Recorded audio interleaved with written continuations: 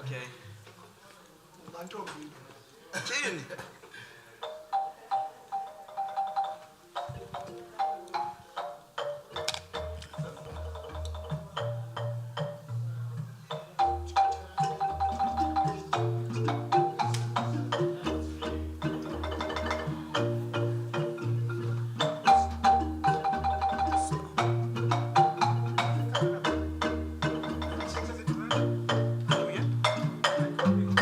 No, but let's leave there.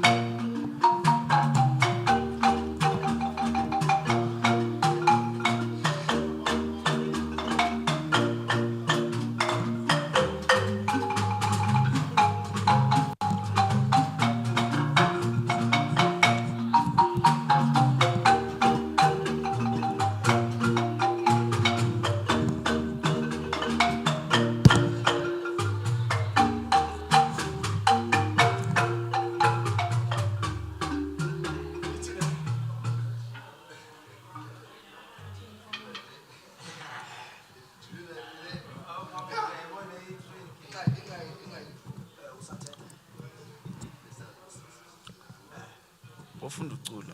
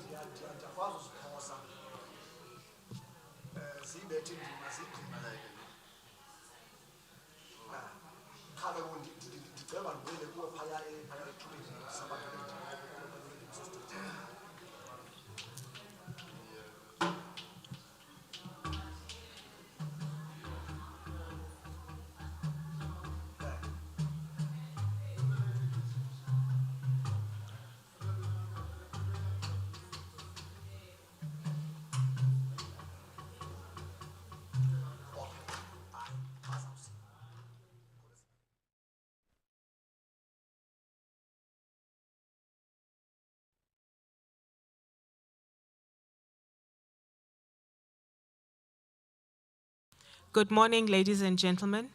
We will commence the program as soon as the Deputy Minister has arrived. We're just waiting for them. They've indicated that they are delaying a little bit this morning, so we'll just wait for them and then we will start.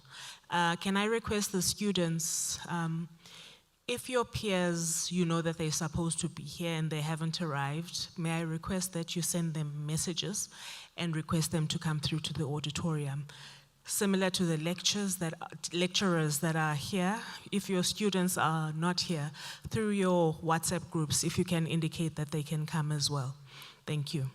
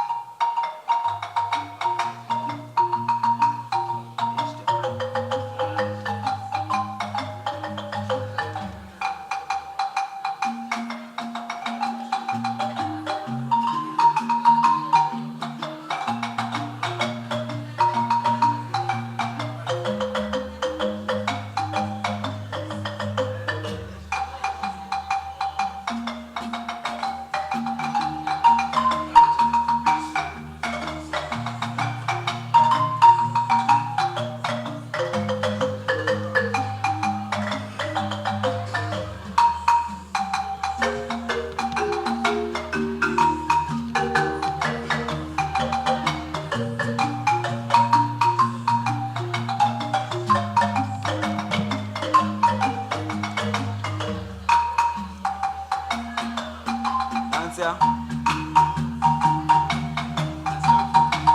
Huh?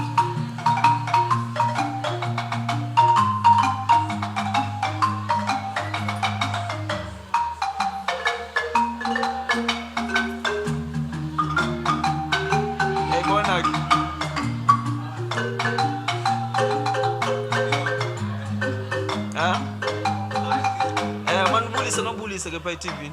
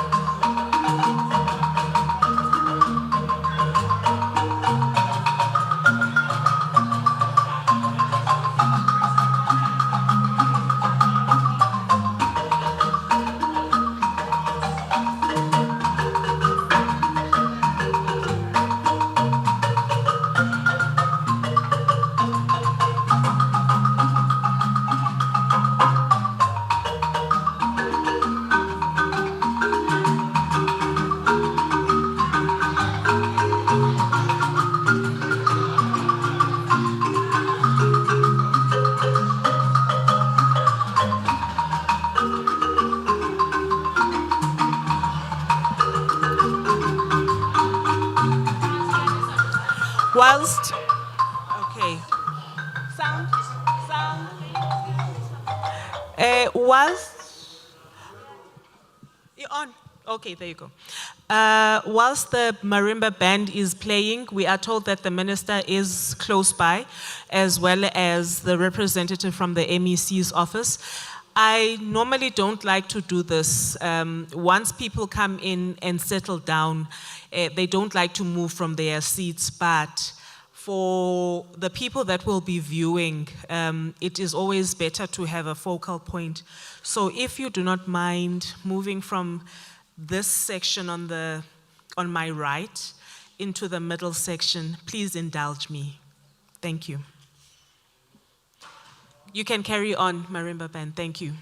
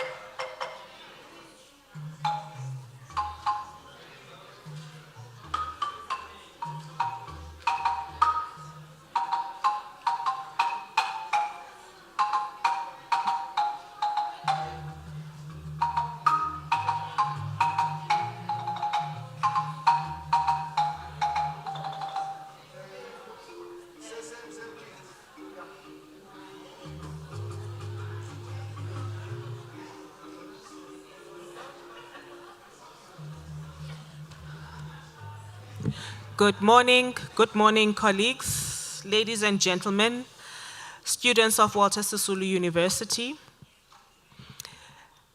We are starting our program immediately.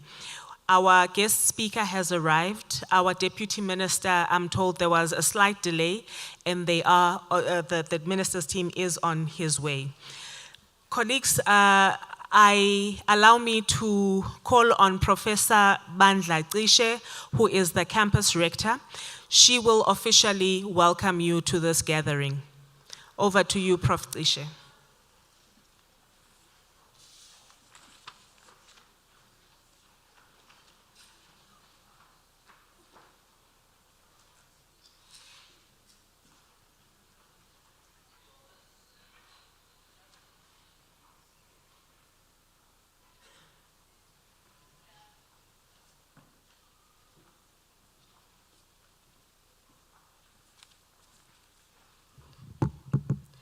Thank you, Program Director.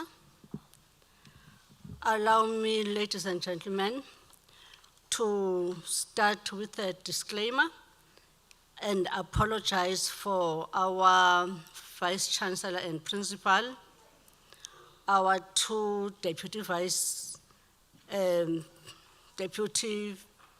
Chancellors.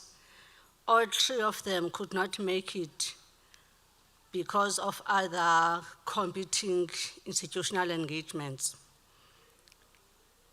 I want to greet you all this morning, starting with our very, very special guests from World Food Programme, followed by our district and local municipalities, community members present with us, staff members of the university, as well as students.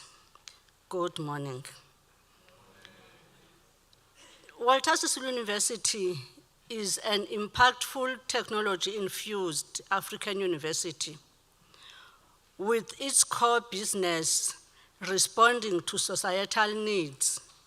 Our gathering here today is one of promoting our core business of responding to the needs of the society, which is food security. As you may be aware, and may have seen yesterday, that the day, which is 16th of October, the World Food Day program, or World Food Day, is commemorated. But here at Walter Sisulu University, that could not be done yesterday because it was a Sunday. I hope you watched the deliberations that were going on, where the theme was "No one is left behind." South Africa is known to be food secure, but that is not the case on the ground. There's a lot of food insecurity, with many of our people, our families, sleeping without a decent meal, some of them eating from the dustbins. Now the question to ask is, what are we doing as the communities around? What are we doing as the university? What are we doing as the researchers to make sure that there is no one who is left behind in terms of being food secure? I'm not going to dwell on that because I know that we have speakers today. We have a guest speaker. We have roundtable discussants who will be talking about that. Ladies and gentlemen, Walter Sisulu University iziko likaQhamela uNokwindla has partnered with the World Food Programme to come together and stimulate debate on earth, food, and health. That is our main theme of this series: earth, food, and health. I will leave it there to the researchers to tease that one out as What do we mean by that in the context of this day? I call upon today World Food Programme, national and provincial governments, district and local executive mayors, councillors, community members, university stakeholders to join hands and ensure that our communities move away from being dependent on the government, but produce food themselves so that we can safely say we are food secure. With those few words, ladies and gentlemen, you are welcome to Walter Sisulu University. Maybe for our visitors, this university is very, very important because it is associated not with only one political giant. We are a Walter Sisulu University situated in the Nelson Mandela Drive. Nelson Mandela Drive, that is in the King Sabata Dalindyebo local municipality. That one being in the OR Tambo district municipality. That is what we are. Feel welcome and enjoy yourselves. Thank you very much.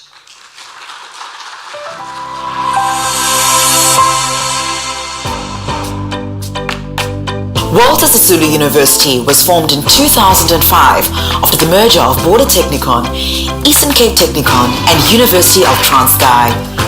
With over 30,000 students and approximately 1,800 staff that study and work across 4 campuses in Mtata,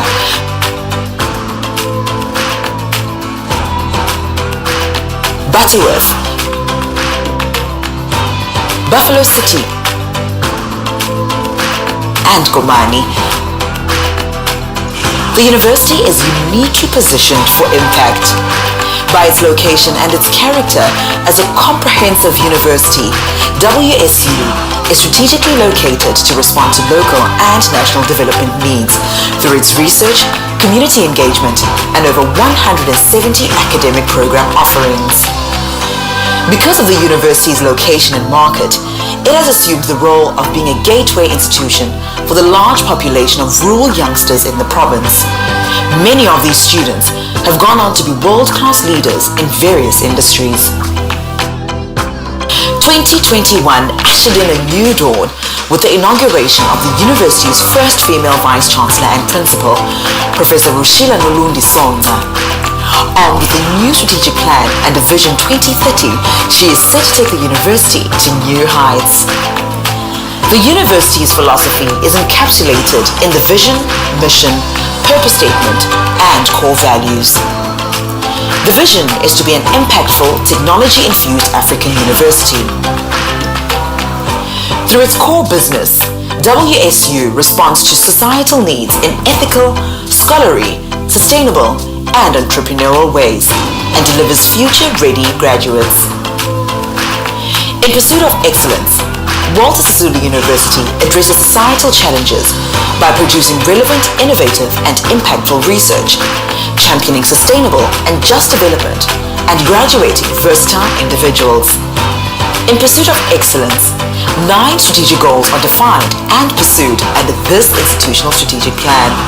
One of those goals is to develop state-of-the-art infrastructure. Significant progress has been made in infrastructure development in the recent past. Buffalo City campus has 7 delivery sites across the city.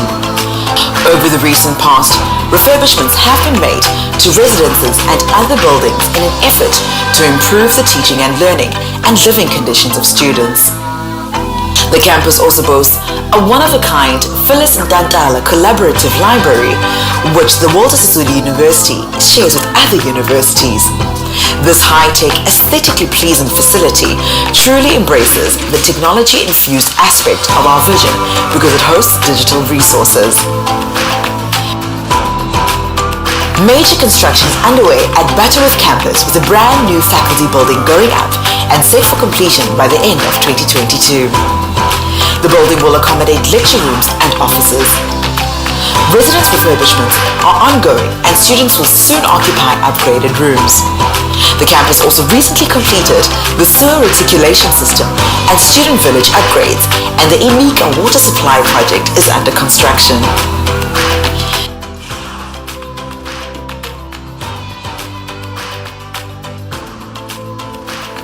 The Komani campus has 2 delivery sites located in Queenstown and Whittlesea. Although it is the smallest of the university's 4 campuses, its contribution is notable. In recent years, some renovations and major construction have been completed. Mtata Campus is the biggest of the 4 campuses with 3 delivery sites in Mtata, namely Fort Gale, Nelson Mandela Drive and Zamukulungisa. Mtata Campus recently completed construction and refurbishments of the Health Sciences Clinical Skills Laboratory, a state-of-the-art hospital simulation, the Nelson Mandela Drive site in Service Road, and the Center for Entrepreneurship Rapid Incubator. In the construction are Zamukulungisa Computer Laboratory, Science Block, East Teaching Mall, Small Enterprise Development Center for Agricultural Business, bulk infrastructure upgrades which include roads, water storage, and water reticulation and sewer system, and marine biology laboratory upgrades. While there is still much to be done to achieve the goal of infrastructure development as set out in Vision 2030, the university is proud of the progress made.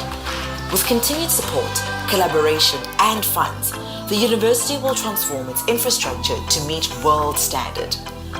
Walter Sisulu University, a university in pursuit of excellence.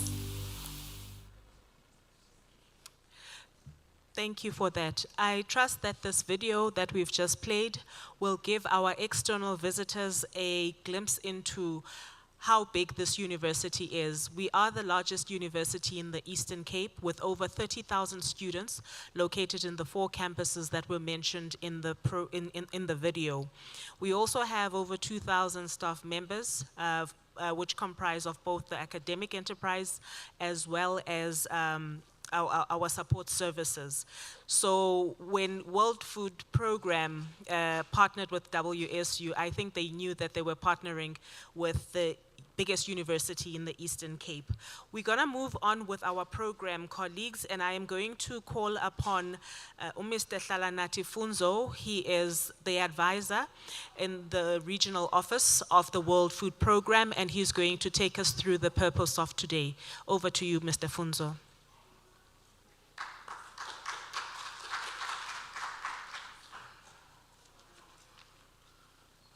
Good morning, everyone. Molweni Mtata ninjani?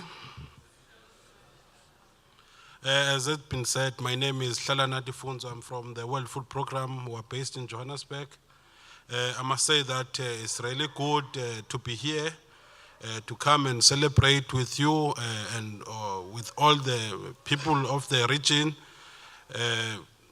Let me first start by greeting you all, especially the university management present here, the government officials that are here with us, the farmers, the students, and the researchers.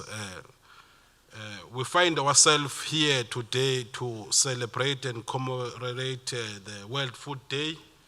It's not by mistake that we're here. It's one of the regions that has got a lot of potential, but still many are going to bed hungry, as the Prof referred to that. But without wasting any time, the main objectives of today is to raise awareness around the urgent needs of food for the people, and also the role that we need to play as various stakeholders, as the issues of food security are multidisciplinary in nature. No one institution or government alone can address that. And also to promote sustainable livelihoods and to stimulate collaboration between different entities, the farmers, the research institution, the university, and us, the World Food Program. And also to encourage research and technology development towards the solutions for addressing issues around food security. And lastly but not least, to encourage participation of the people, the students, the communities, rural communities, especially the women, the youth, so that they are part of the solution to the problems that we are facing with regard to food security. So those are the four key main objectives of this. It's all about talking to each other, discussing and providing proposed solutions so that we can take forward and also to advocate to government, policy for the government, and also to encourage research around these issues. So that's it from my side, and thank you very much, and wishing you all a good World Food Day commemoration. Thanks.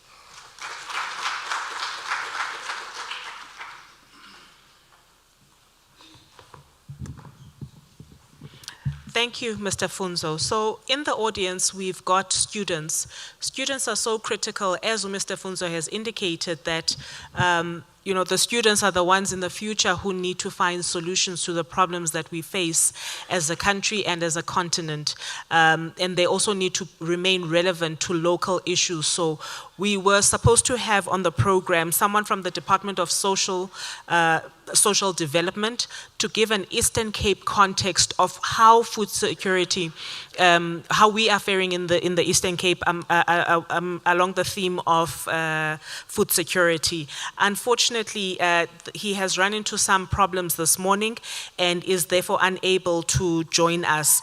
But it will be good for especially our social sciences students, to take note of the discussions that are going to be unpacked during the course of the day, so that as you leave this university and go into the field of work, you understand some of the issues that you're going to come up against as you are in the field of work.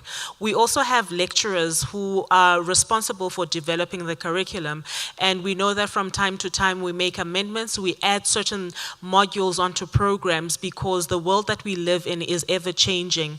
So in order for us to remain relevant as a university, in terms of the content that we teach our students, we need to review and align to the challenges that we are consistently facing as the country. We also have in the audience representatives from various cooperatives, farmers, primary agricultural farmers that are closely linked in food production to feeding the nation, feeding the Eastern Cape. One of the things that was mentioned by the chairperson of council when we were up in Joburg over the weekend, in his address, as well as the convocation, in fact, they both reflected on the fact that Eastern Cape has got the largest number of livestock.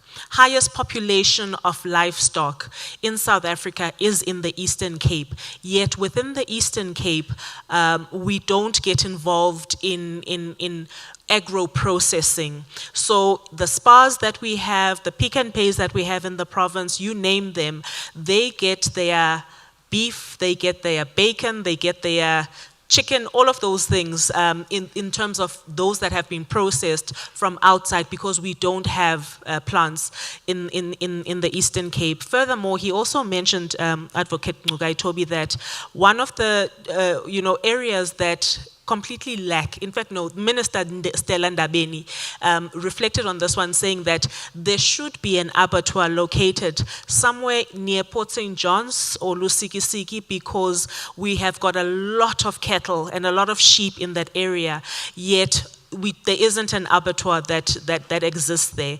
So Minister Stella Ndabeni-Abrahams wanted to really unpack some of the opportunities that exist. One of the things we have at the university is a Center for Entrepreneurship and Rapid Incubator, which primarily works with small businesses and also assists our own students and the broader public in setting up businesses. So there is a huge opportunity that lies in the space of agro-business, agro-processing, and we really need people to rise up and take the opportunities that present themselves. Minister Ndabeni-Abrahams mentioned huge numbers in the billions that is available because she heads up small business, the Ministry of Small Businesses, the amount of money that is available not only for primary agriculture but for food processing as well. So during the course of the day, as you pick up some of the nuggets that will be dropped today, look at those as opportunities for you as young students, or even as the primary people that are involved in primary agriculture. What sort of opportunities exist for you to establish a business or increase the business that you currently have? So it is going to be a day that is filled with knowledge and opportunities, and I really do urge you to take the time to listen attentively to the speakers that are going to be speaking this morning. Next up on the program, I am going to call upon our own Senior Director for Research and Innovation. He is going to introduce the guest speaker. Thereafter, our guest speaker will deliver the keynote address, and after that, we will hopefully by then have our Deputy Minister, Mtata. Over to you, Prof. Akpan.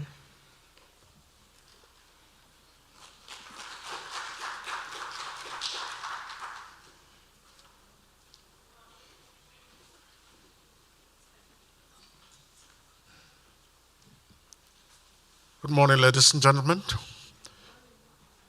Are you ready for today's meeting? It's quiet. I know it's cold, it's drizzling outside, but we're here to change lives, not to change the weather. So just brighten up, okay? All right.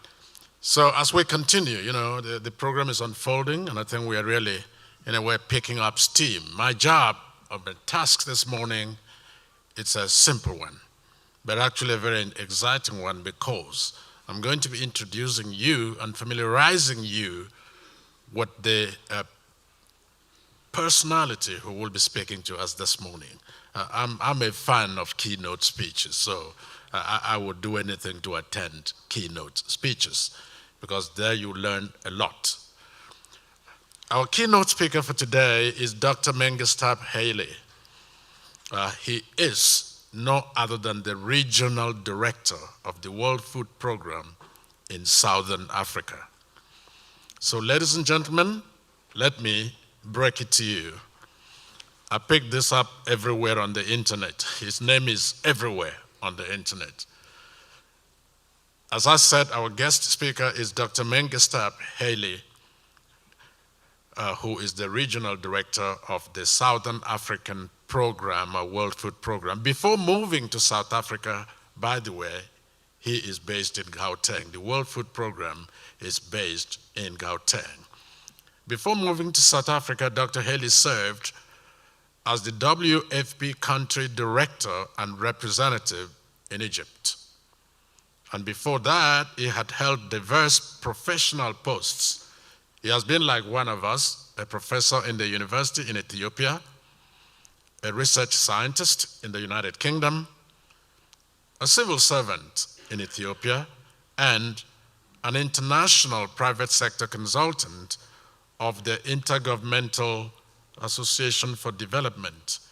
He's worked around in the world circle. He then moved to the WFP headquarters in Rome, Italy, to lead the GIS and remote sensing section of the World Food Program with a global responsibility. He was then appointed as Senior Policy Advisor of the Deputy Executive Director of Hunger Solutions. Then he was appointed Deputy Director of the World Food Program, Africa, Director of the World Food Program in Addis. Here, his main responsibility was to liaise with the African Union, NEPAD, and ECA, Economic Commission for Africa. It's an agency of the United Nations. Dr. Hell obviously holds a doctorate in meteorology. So if you want to know why it's been raining for about 2 weeks, you will ask him today. And why there is heat wave in Gauteng. He's a meteorologist trained at the University of Reading, United Kingdom. He is widely published. He regularly speaks at international conferences in the area of food security monitoring, climate change, and technological applications. His professional interest revolves around capacity building of national governments and developing strategic partnerships with the AUC, NEPAD, and regional economic communities in the areas of early warning and vulnerability assessment and mapping. Dr. Nakin, that's your colleague. He works also in the area of disaster reduction, risk management, including things such as innovative Africa risk capacity, emergency response, and application of GIS and remote sensing. Those are the people who see and monitor what happens on Earth by staying away from Earth. That's the meaning of remote sensing. He is currently engaged in building and facilitating strong public-private partnerships and contributing to South-South cooperation. So he's involved in the work that BRICS is doing. A strong advocate of African integration and building strong partnerships among African institutions and countries. Ladies and gentlemen, Dr. Mengistu Haile, you're welcome. A round of applause, let's welcome him.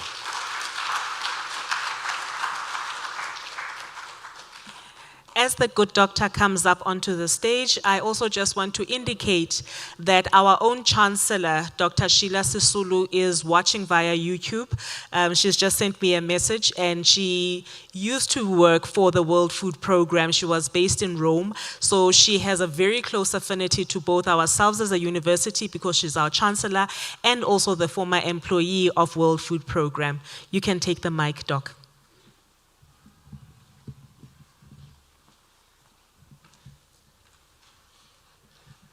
Well, thank you, Program Director and colleagues. I am so happy to be here, and I'm happy to be here because of also personal links to this place. Madame Sheila Sisulu was not only at WFP, working in WFP, but she was my boss. And I worked in her office, and I learned what I speak today, I learned from her. I learned from her how to work with people. I learned how to fight hunger. She was the Deputy Executive Director for Hunger Solutions. So this is the best place for me to be. And thank you, students, for being here. Thank you, government representatives, of being here, and senior government officials, and the farmers and colleagues. I'm really honored to be here to speak with you. I go around, but not such an environment where I feel it is home. And it is home where we are going together to make a difference. I would like to talk about the past, present, and the future with partnerships. World Food Day provides us an opportunity to pause, reflect on how far we have come and where we stand on the journey towards a world free of hunger.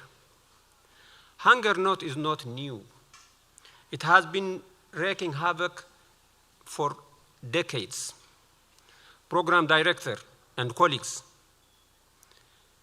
it was in 1973, at the United Nations General Assembly, that Henry Kissinger, former US Secretary of State, today he's 99 years old, proposed that United Nations organize a World Food Conference to discuss ways to maintain adequate food supplies and to harness the efforts of all nations to meet the hunger and malnutrition resulting from natural disasters.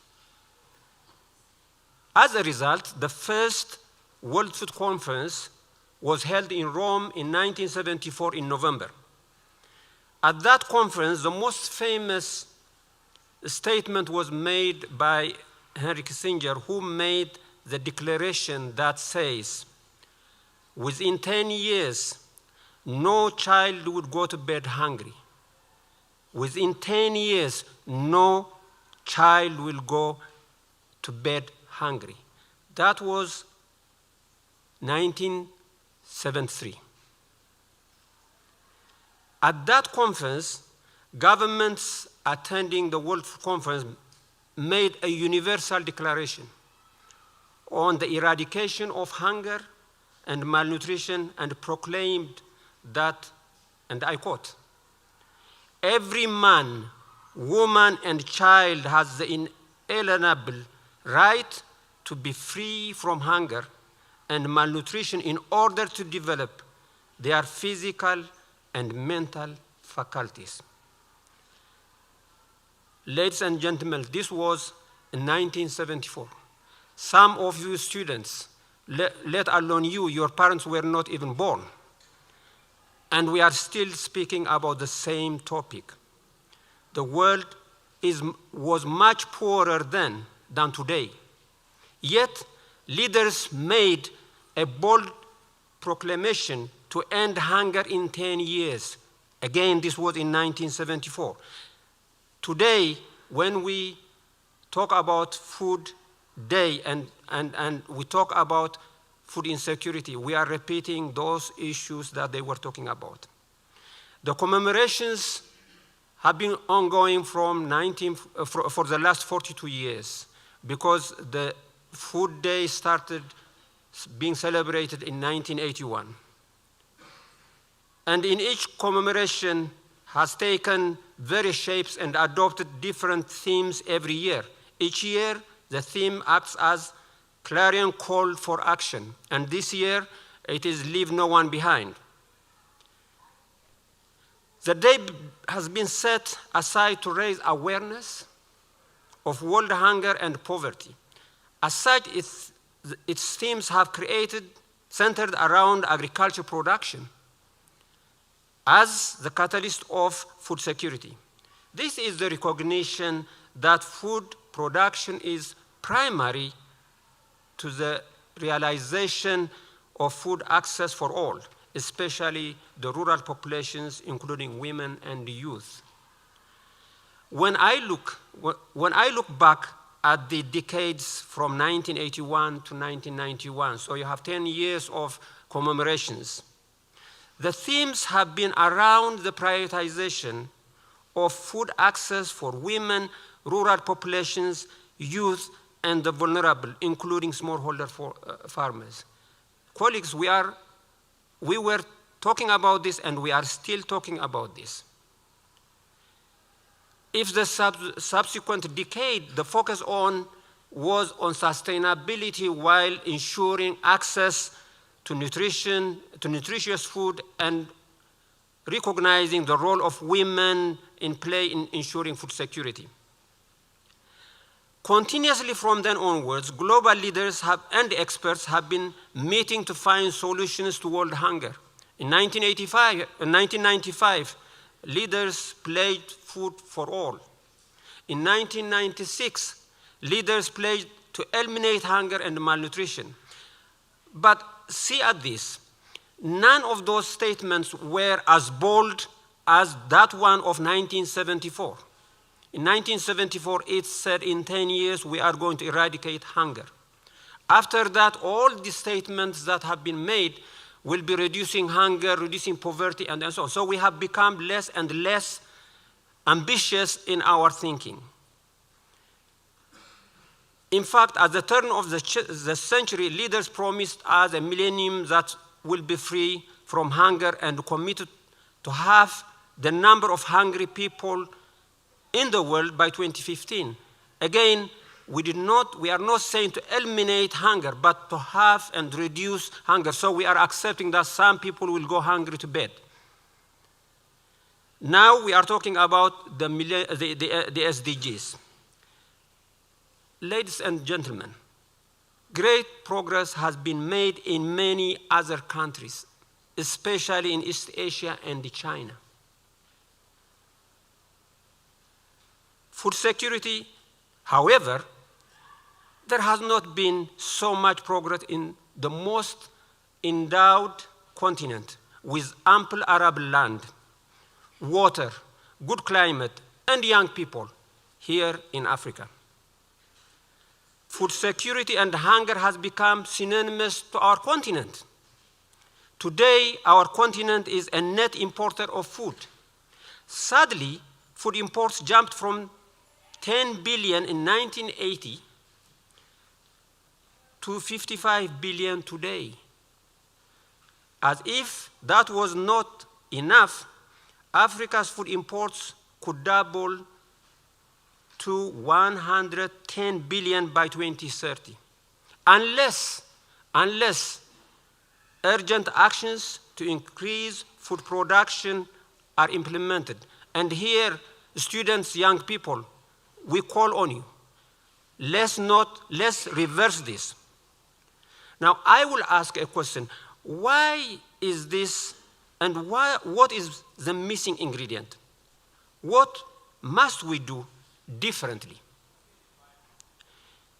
If there is anything that we have learned from COVID-19 response, and now the war in Ukraine, Africa needs to look inwards and address its own issues. No one is going to come and address our issues for us. The global community can act to address a crisis, with governments, businesses, and individuals taking measures to changing behaviors, but Africa must lead with determination to deal with hunger. Ensuring food security requires commitment. Food security is everyone's business. Food security is not a business to be postponed for tomorrow. We don't want any person to go hungry today. We don't want to postpone any decisions in fighting hunger. We need everyone's commitment. Let me come back to the question why Africa is still the most food insecure continent and the destination of massive food assistance and food aid on an annual basis. Ladies and gentlemen, over the last 1 year as a regional director, I had the opportunity to travel around this region. I have been to 11 countries, and in some of them more than 2 or 3 times. I have the opportunity to meet several key stakeholders, including presidents, prime ministers, ministers, senior government officials, and developing partners. A common theme that is coming from all that discussion that I have been having is that in this region and in Africa, the food systems in most countries is highly dependent on traditional rain-fed smallholder farmers, mostly by women and old men. And this kind of agricultural practice cannot meet the food needs of the populations. Ladies and gentlemen, I was lucky to be talking to the president of Zimbabwe, His Excellency the President of Zimbabwe, and we were discussing this issue. And when I was explaining to him, saying that, yes, we know there is youth unemployment, but the youth don't want to work in agriculture. Youth, as currently, they don't want to work in agriculture. And we cannot blame them. And I used a metaphor where I said, Excellency, it is like having a hoe on one hand and a mobile phone on the other hand. And these are not compatible. It will not work. What we must do is transform agriculture. Transform agriculture in such a way it becomes business. In such a way it attracts the youth. So youth unemployment combined with the vulnerable food systems is not going to take us further. Furthermore, our governments are also challenged by lack of evidence. Lack of evidence, you see different ministries have different data sets, and for decision making, we are challenged. In short, the fundamental farming system that we are practicing on the continent today have not changed from the early 60s and 70s. Now, then how do you expect that we will feed the people that we have in this continent with that kind of agriculture? No wonder Africa's import bill is increasing year on year. if it is not too late to change the course. And I'm glad to see students really taking this forward, the universities taking this forward. There is an opportunity to change the path to allow for growth, expansion, and modernization. And I'm glad watching what was presented that this university leads with technology, appropriate technology, linking with the people, with the communities. Across the continent, we see countries that are more prosperous, regions becoming more integrated. The biggest challenge why we are not transforming agriculture is that because of finances. Financing is not there for communities, for smallholder farmers. Now, I will talk a bit about, as the regional director of WFP in this region, you may ask me what are your priorities and what then have you been? I have been here a year. So one issue, as I said, is access to financing. Now, we just signed a couple of months ago MOU with Afro-Exim Bank and AFCFTA. Now, for those who don't know these institutions, both are African institutions. Afro-Exim Bank is owned by African governments, and it is Africa Import-Export Bank. And the governments have told them, help us to solve the problem of smallholder farmers, meaning ensure there is access to finance. Then CFTA is the free trade area agreement that Africa has signed. Now, CFTA looks at trade, interregional trade. Well, if you don't have production, you cannot trade. So you have to produce, and then you have to trade. So we have signed agreement with both of them as WFP because we also know how to transport food, how to distribute food, and also we know how to work with smallholder farmers. So the combination is an area where we are working together with the institutions. A second area we are looking at is there is no shortage of declarations in this continent. You have Kinshasa Declaration, you have Maputo Declaration, you have Johannesburg Declaration. There is no town, big city that does not have declaration. But implementation is an issue. How do we implement what we say we do? That's why you see from 1974, every year we have been talking, but action has been lagging. So together with NEPAD and SADC, we are setting up a joint project implementation group that will be sitting in Botswana to look at the Kinshasa Declaration, which was a recent one, that looks at transforming rural agriculture, transforming rural economy. So that is one area that also as WFP we will be working. The third, most of you here in South Africa probably you may not have faced it, but it is about deep rural villages. If you go there, what are the key issues that you find? There is no water and there is no electricity. Now, don't tell me that we will transform this village if we don't have water and electricity. So we have a project now to address that in Madagascar. What we are doing, because in this continent we have a lot of sun, so we are bringing solar panel, solar energy into the village and use that for electricity and water. And with that, we are creating transformative package which looks at digital platforms, training center for women and youth on food production, business skills, ICT education, and you name it. Because once you have electricity and water in a village, then transformation starts.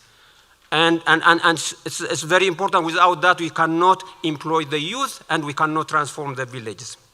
Now, before I conclude, let me talk a bit, maybe for one minute, about referring to South Africa, and particularly this region and this university, as I am here. South Africa has a proud history of dismantling discrimination. The dream expressed in 1974 to ensure no child goes to bed hungry at the General Assembly can be realized in this country and in this province. If you can dismantle that deep-rooted discrimination, I am confident we can address the hunger issues. South Africa produces a lot, but you have 12 million people going to bed hungry. 12 million. You are probably closer to 60 million population. 12 million are going to bed hungry. Now, I want to say a few words about what is the difference between South Africa and other SADC countries, as I have traveled around. What is the challenge that you would have here? If you go to Tanzania, Zambia, and all the other countries, the challenge is to produce. If you are a smallholder farmer and you produce, you will have a market. But you need technology, you have to import the technology, and you have to bring all those resources. Here, you don't have that problem, meaning accessing the technology is there, even resource is there. But if you are a smallholder farmer and you produce, but there is a supermarket near you, how do you compete with that supermarket? So let's understand the issue that smallholder farmers could face here. But you have huge unemployment in this country, and agriculture is the quickest employer. But if we don't resolve the market issues. Now, we are starting discussing with the government and with here, is to look at how do we link the production of these smallholder farmers with institutional purchasing, because the government does buy food for the prisons. The government does buy food for schools. So how can we link the production from this, because it is subsidized, how do we link this with the government, where the government is spending the resources? Brazil has done it. In Brazil, they have made sure that smallholder farmers, for whatever is that in that region, 60% you have to buy it from a smallholder farmer. And that completely transformed their rural economy. So it is doable, we can do it. The solution is within us. We dare not fail. We will learn from past mistakes and build on the gains we have made in our efforts towards ensuring food security. We are here today to share lessons learned, to correct past mistakes, and commit to building a different and more resilient where Africa rises above all. Thank you.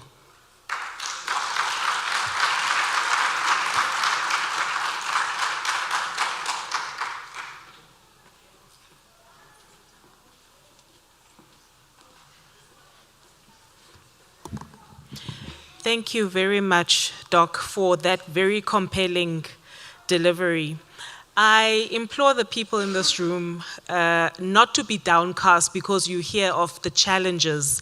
But one thing that we have learned, and it's something that the Minister of Small Business, Stella Ndabeni-Abrahams, mentioned on Friday, that where there are challenges, there are opportunities for solutions. You just need to look at the challenges and find ways of solving those solutions, especially if you are in the food area. You're sitting on a gold mine. One thing that we know, as a matter of fact, people can lose everything, but they will always need to have food. You will lose your shelter. We know the Maslow's hierarchy of needs. One of the most basic needs is the need for food, because without that you will not be able to survive. I also at this point want to just mention that the World Food Program has brought their HR department, and they have a stand outside where they will share some of the opportunities, career opportunities that exist within the World Food Program. So when we break from the session, the students are invited to just go and hear. Who knows, you might be working from the head office in Rome or the regional office in Johannesburg, or under any of the countries that fall under the regional office. I think they've got 12 countries under the regional office that is headed by the good doctor that's just gotten off the stage. I also just want to mention that WSU, in partnership with World Food Program, have been engaged in engagements, and we have finalized an MOU. One of the things that excited a lot of people when we got together for the first meeting in preparation for today was that there were many areas of possible collaboration, and we then decided that maybe we should be exploring a formal partnership that will allow us to collaborate in various areas, including the area of research and lectures of this nature and many other areas as well.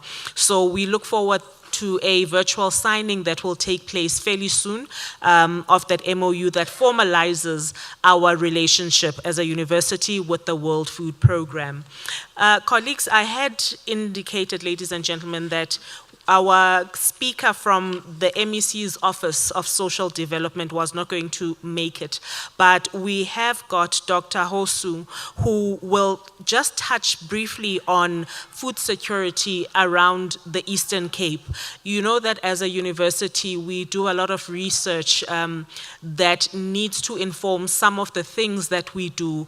It influences policy, it influences how we do business and how we conduct ourselves. So I'm going to ask Dr. Hosu to come onto stage and give us a little bit on the food security issue around the Eastern Cape.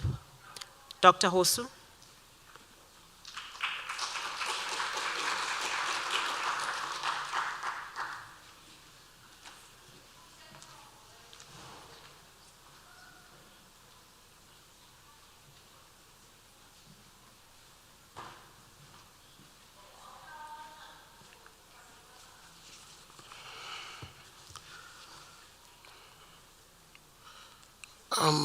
Good morning,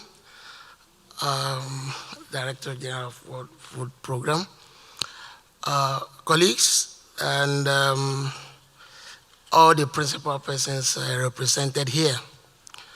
I just want to stand in for the Director of Social Development, and I want to speak briefly on the, maybe I call it outlook of food security in Eastern Cape.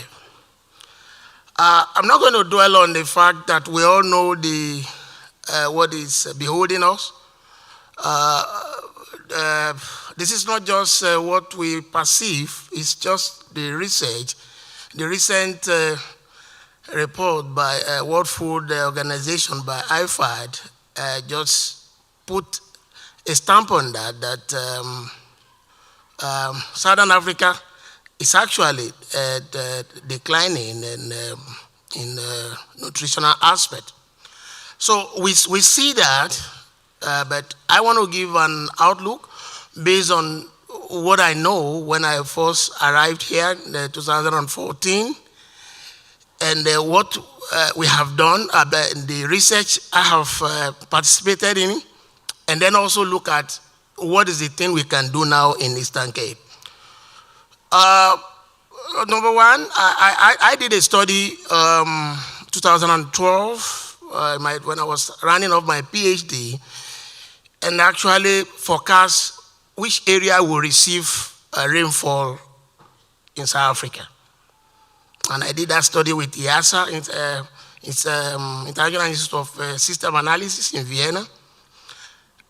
Eastern Cape has been predicted to receive a lot of rainfall. And if you notice, you must have been seeing that now.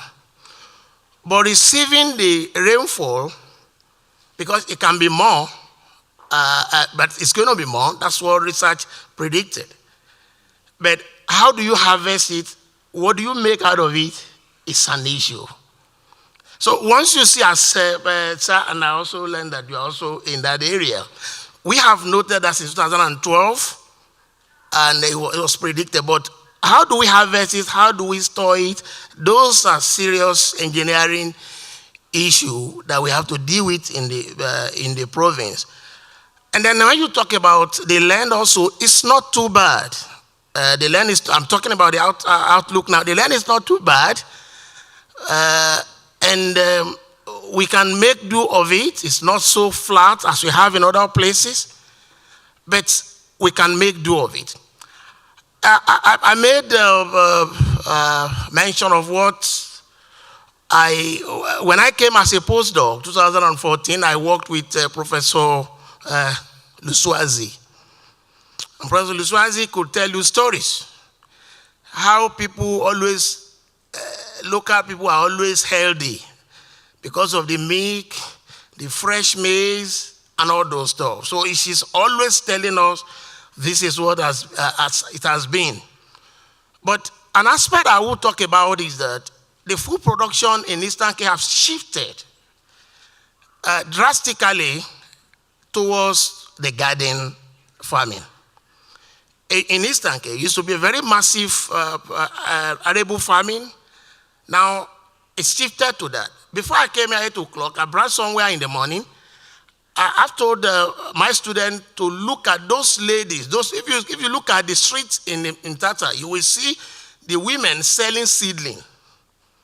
I've actually asked my students, can you go and study them? What are they making out of this? Where do they get this seedling from? This morning, I was in town at that right time, that people are supplying them. So I waited and saw people are coming from all the places supplying these women just the seedling. So that means that we have an outlook that is good if we do what we need to do. Right, as I conclude, what should we do? I've talked about it's shifting to maybe this kind of vegetable and garden farming. When we were working on, we did work with the Department of Rural Development, and we taught some of the old producing agri-sector in Eastern Cape. One of them is a tea factory in Magua, and the one in the Majola. So I'm just telling you that we have had this before. So, but what can we do? Just as has been said, but it should go beyond the issue of saying it. We have to transform our agriculture. We have to do it. Then the next thing, because I see this as we travel, we work with farmers in the local communities. The second is to make the farmers to work together. It's very difficult to make. So, sir, you talk about, because one of the issues you have is that farmers can't compete with supermarket because of scale of production, because of capital, and all those stuff. How do we deal with that? You have to allow farmers to work together to what we call something collective action, so that they can bargain. And we were working with a farmer in the Middle Drift. I spoke to him this morning. To even get two farmers together with him, NRF wanted to support. It's very difficult for them to come and say, look, I can't find anybody. So that's that. Then what else can we do? Okay, I've talked about revitalize what we used to have. It has to be doing. We have to link farmers. They have to work together. And the last, I think, that I can say now is training. But that has been happening in some pockets. If you get to Kanduli there, you see something going on around. You see training people. Support system need to be vibrant to make sure we get the best. But what I can tell you, the climate, the soil, not too bad. We can do well with agriculture in Eastern Cape, and we can feed our people. Thank you so much.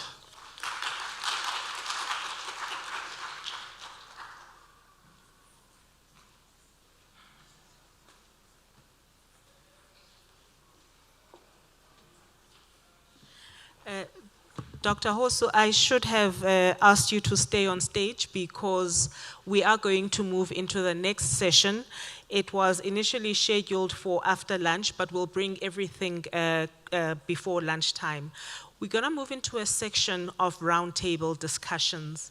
The first one will be moderated by Dr. Hosu.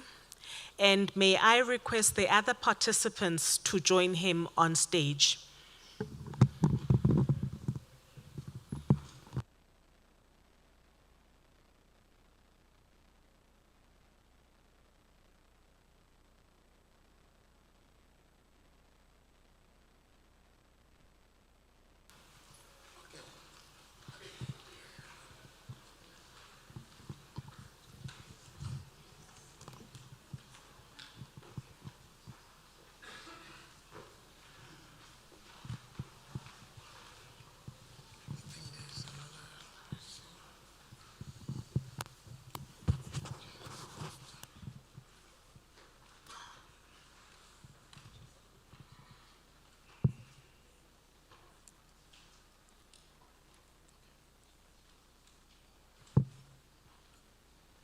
Okay, good morning again. I didn't know I'm going to have just one after the other.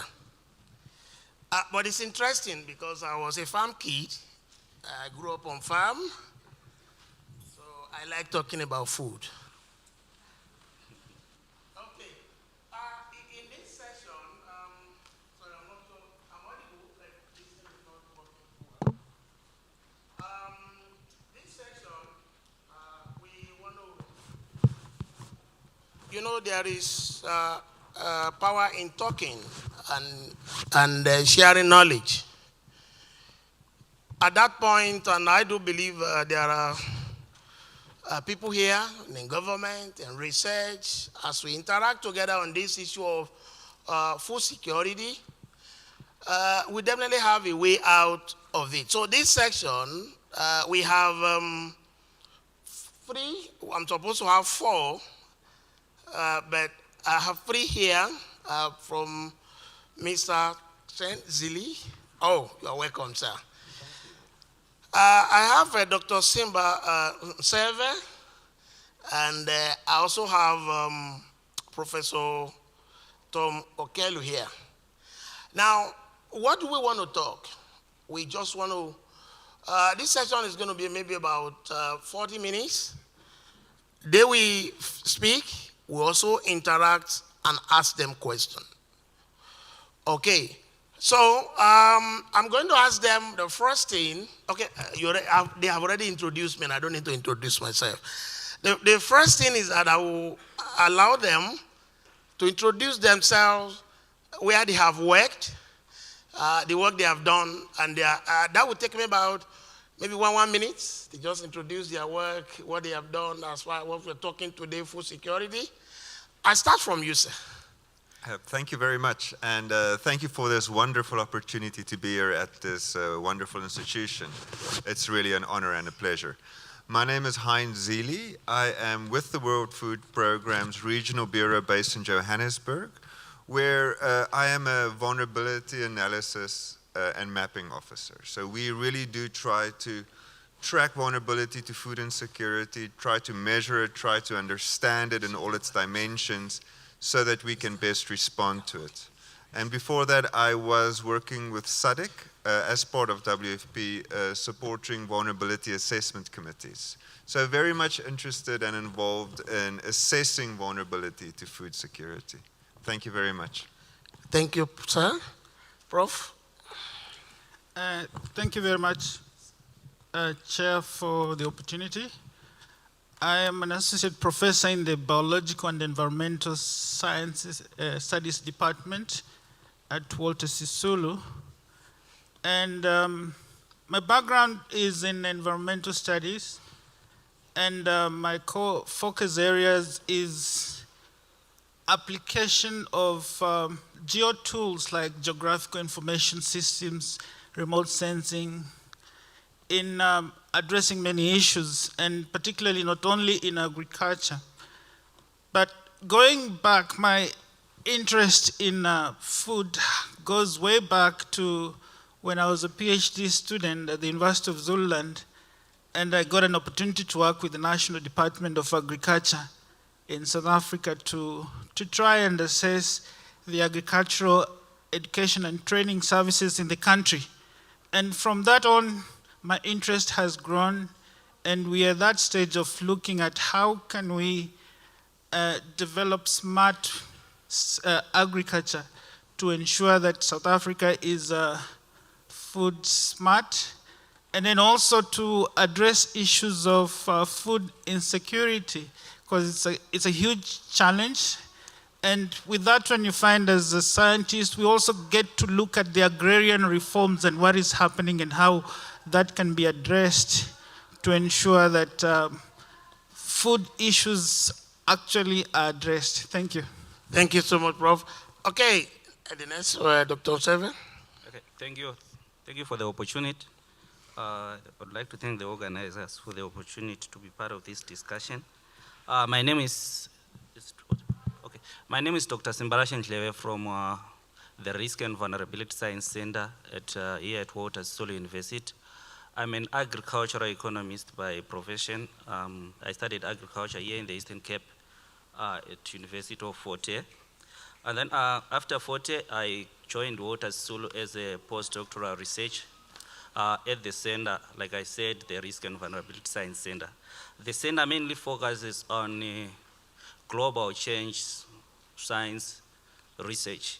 So as I joined, I think if I remember very well, like to be precise, the first research that I did was on climate change awareness in this part of the country, where we were assessing like if people are generally aware of what climate change really is.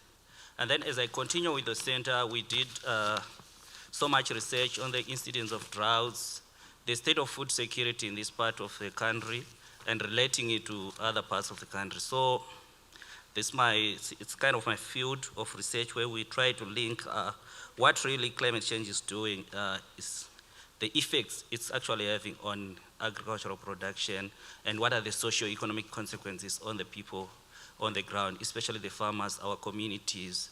And what really, I think recently, it started to grow bigger, like where we had some collaborations with other researchers where we look at CSIR researchers on climate change policy, which is international policies, where we try to look how our reporting as a nation is impacting the policies that are happening in South Africa as a whole. Thank you. Thank you. Yeah, I will allow Mr. Mtata to introduce himself now in the area of expertise. Good morning to you. I'm actually coming from a group that is called Body Tune Wellness. So my approach will be more on the wellness side. At the same time, I would like to give you just a glimpse of how we're structured in that wellness group. It's a multidisciplinary kind of setting where we have professionals who are focused on the wellness services and uprooting the thorns that you will find there. My team will include some medical doctors, health coaches, psychological counselors, and social workers. I work closely with Dr. Mlungisi Flatela, who attends to clinical and medical issues requiring medical practitioners in outreach programs. I also work with Ms. Zetu Bulabula, a registered social worker who provides social services, identify needs and risks through assessments, and promotes social change and justices in communities. I also work closely with a registered counselor, Nomveliso Mnyayiza, who attends to mental health related issues, as well as preventative intervention, screenings, etc. I also work closely with Mr. Jason Williams.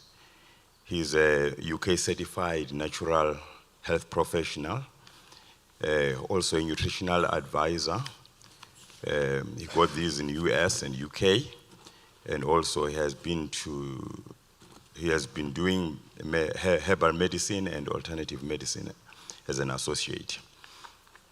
I work closely with him, and my name is Mnoneleli Ndaba. As a wellness coach, also studying at the moment precision nutrition. We provide education holistically on health, natural body therapeutics, physical fitness, coaching, you will find me there as well, and health response education. Thank you. Thank you, panelists. Let's get into the real issue, shall we? Before, we've always talked about socioeconomic issues that affect food security, as it was delivered today, that no one must be left behind. Then came in climate change. Then what is staring at our face now are the issue of obesity, something that is coming out of people not eating well. So those are all what we are going to discuss today in this roundtable discussion. So what we're going to do is that I will start from you, sir, again. You have 3 minutes to talk on this issue, food security, what we're talking about in your aspect. And then each person will have 3 minutes. Then we can now take maybe two minutes again if you want something to add. And then we throw it to the generality of the audience to ask questions and to also contribute. So we'll start from you, sir. Thank you very much. And I appreciate the amazing variations and diversity on the panel. I do look forward to finding some synergies. From the WFP side, I think the main thing that I would like to highlight today about climate change's impact on livelihoods, etc., is really the fact that we know what climate change will mean for this province and for the whole region, really. Climate change comes down to more frequent and more intense disasters. And that is really something that, that grips the World Food Programme to make sure that we can respond to this change, this worsening of disasters, this worsening of dry spells and floods. The subtropical cyclone that hit Durban a few months ago is a harbinger of what's to come. And of course, the people that are most at risk are those living in rural areas and peri-urban areas, and especially the poor. So there is definitely a way in which climate change affects already the most vulnerable people. And the problem is we can no longer necessarily rely on nature's signals. I heard, for example, that the August winds that we usually feel here didn't really come this year. And that just highlights that constants are changing and that we cannot necessarily rely on our understanding of what came before. And that's really one of the most frightening things about climate change is the uncertainty.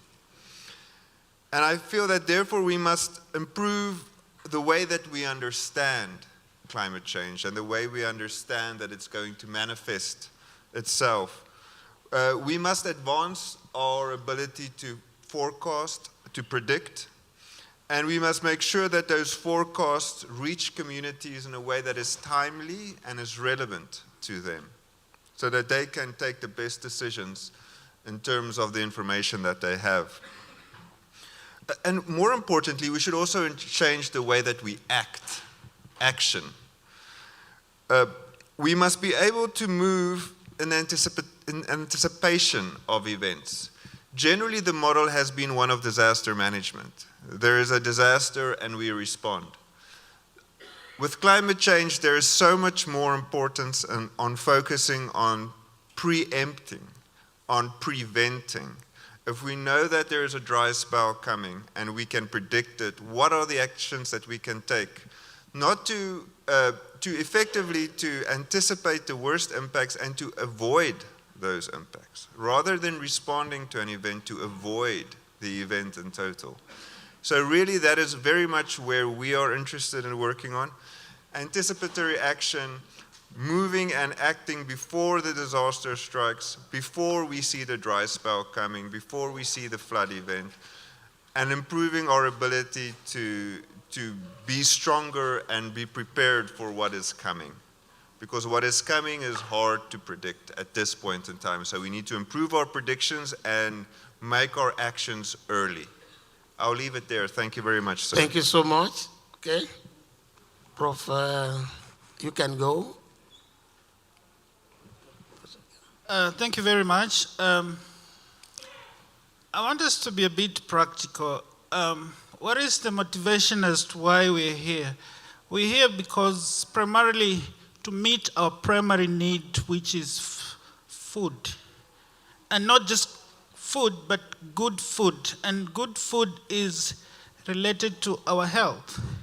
Because in a house full of emerging experts and experts in their own rights, sometimes we tend to think that, why should I worry of food while there are farmers to worry about it or environmental scientists to worry about it?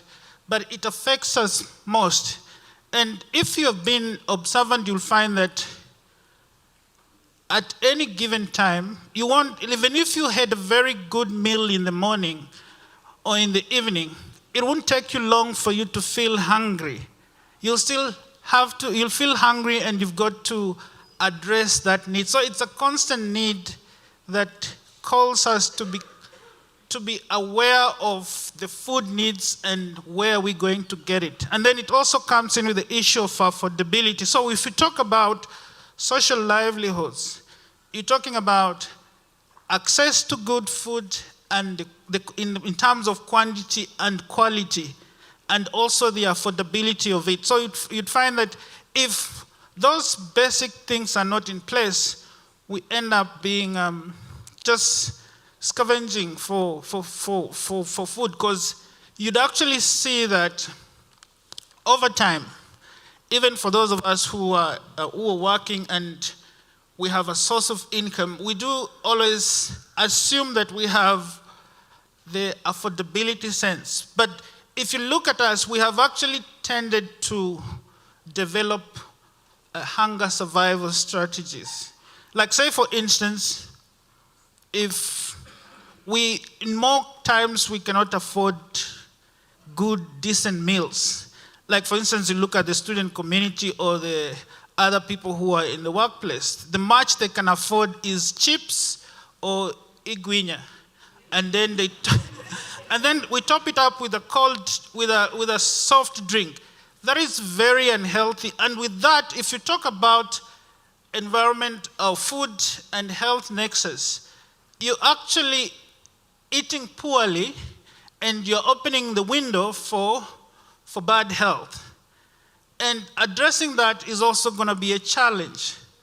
So, in as far as the social livelihoods and affordability is concerned, we still have a long way, because we cannot sit and relax and say as experts or as professors or as engineers, we are safe. We are not safe, because if you go to a supermarket today, you don't have what you need. There's no variety. Like, we're told by doctors, I know doctors are in the house, we're told by doctors and nutritionists that we need to eat vegetables. We need to eat healthy. But if you go to the shop, we cannot afford the healthy foods. And we can only get what we can get with what we have. And on a lighter note, in South Africa, we only eat cabbages in January. Cabbage is our meat in January, but during the year, we're actually battling with beef, with chicken. Even beef is not affordable. But in actual sense, more information is needed as far as access to food is concerned, and also improving on the social livelihoods as far as food security is concerned. Thank you. Oh, thank you, Prof. Dr. Nseva, I would like you to have your take, as Prof has said now. Let's drive it home. This is Eastern Cape, right? And like you said, you have worked very well in your studies here. So I'd like you to address that food security in Eastern Cape. What do you have to say? Okay, thank you, Chair. I think initially when you are given the topic, when you are invited to give a discussion like this, there are things that you would like to highlight, including the food security that you highlighted. I think as a researcher, there was a reason why I mentioned what I covered when I was doing research at Walter Sisulu University. The issue of climate change awareness, climate change literacy. It's a subject that has been talked about for so many years, but it's surprising. I've had an opportunity to sit in forums with government officials, with people that should make decisions for us, that should push policy in that realm, but you find out in one way or another, they don't understand. They don't define it well to start with as an academic. They don't understand. They tend to mix climate change with weather. And you wonder, are we going to get a perfect outcome out of that understanding? And then the second thing that we need also to discuss is when it comes also to how does climate change, how is it linked with the agriculture, with food security? I think for someone who doesn't understand climate change now, it's a more complicated question. So what am I talking about here? It's an idea. How do we propel the idea of climate change? How do we make sure people are aware? How do we improve awareness on climate change? Before we, and then as researchers, I assume I'm talking to researchers, and then I'm talking also to academics who we've got so many platforms to talk about these subjects and educate people, because we understand best decisions that come from people that are educated. So I would like to communicate to researchers, to academics, to say this subject, you should take it serious. You should also try to read and familiarize yourself with what climate. This is the biggest problem of our time. I think the way it has been highlighted here, everyone knows that we've got a challenge of climate change. And how is it a challenge? It's actually poking on a problem that we already have and seriously challenging our state of food security. We know as a province, the state of food security has been dire for many years. And then on another angle, we have got widespread farm abandonment. And then for most of the clever people, the abandonment of farms is because people are lazy. But the real thing is, what if it's because of climate change? What if the way the rain is coming right now is not supporting the rain-fed farming system that they've been relying on for years? So if we don't bring it out there as researchers, we are going to continue to exist with this problem of food security, of food insecurity going forward. And then coming to solutions now as researchers, how do we know when they talk of adaptation, mitigation, how can we make sure that the people the communities exist with this bigger problem of food security? As there are government officials, there are policymakers here, how do we, the question now remains with us, with everyone, how do we operationalize adaptation, mitigation, so that this problem of our time, we can be able to live with it, with minimum damage or minimum effects, impact on how we survive, on how our communities, because as educated people, we have to cover up on our farmers. How? By giving them advice, proper advice. So we should continue, we should treat this as a dynamic problem that keeps on changing, and it's only us, through our research, as research institutions, that can come up with solutions. So I'm beginning to challenge everyone. I think depending on the field that you are coming from, there is an opportunity for you. I think for researchers, I would like to say climate change, it presents an opportunity for you to come with so many research questions and opportunity to help your communities in a very simple way, starting with awareness, and then draw the linkages, and then help them mitigate and adapt. So, and then going to what the chair said in terms of the state of food insecurity in the province. I think whoever we had an opportunity to come here, maybe those who flew in, they had an opportunity to have a bigger picture of what is on the ground. Those who drive along the roads, they have seen so many fields that are idle, but we sit here and we continue to feel that our people are dependent on agriculture. Our people are now dependent on the shops for their food.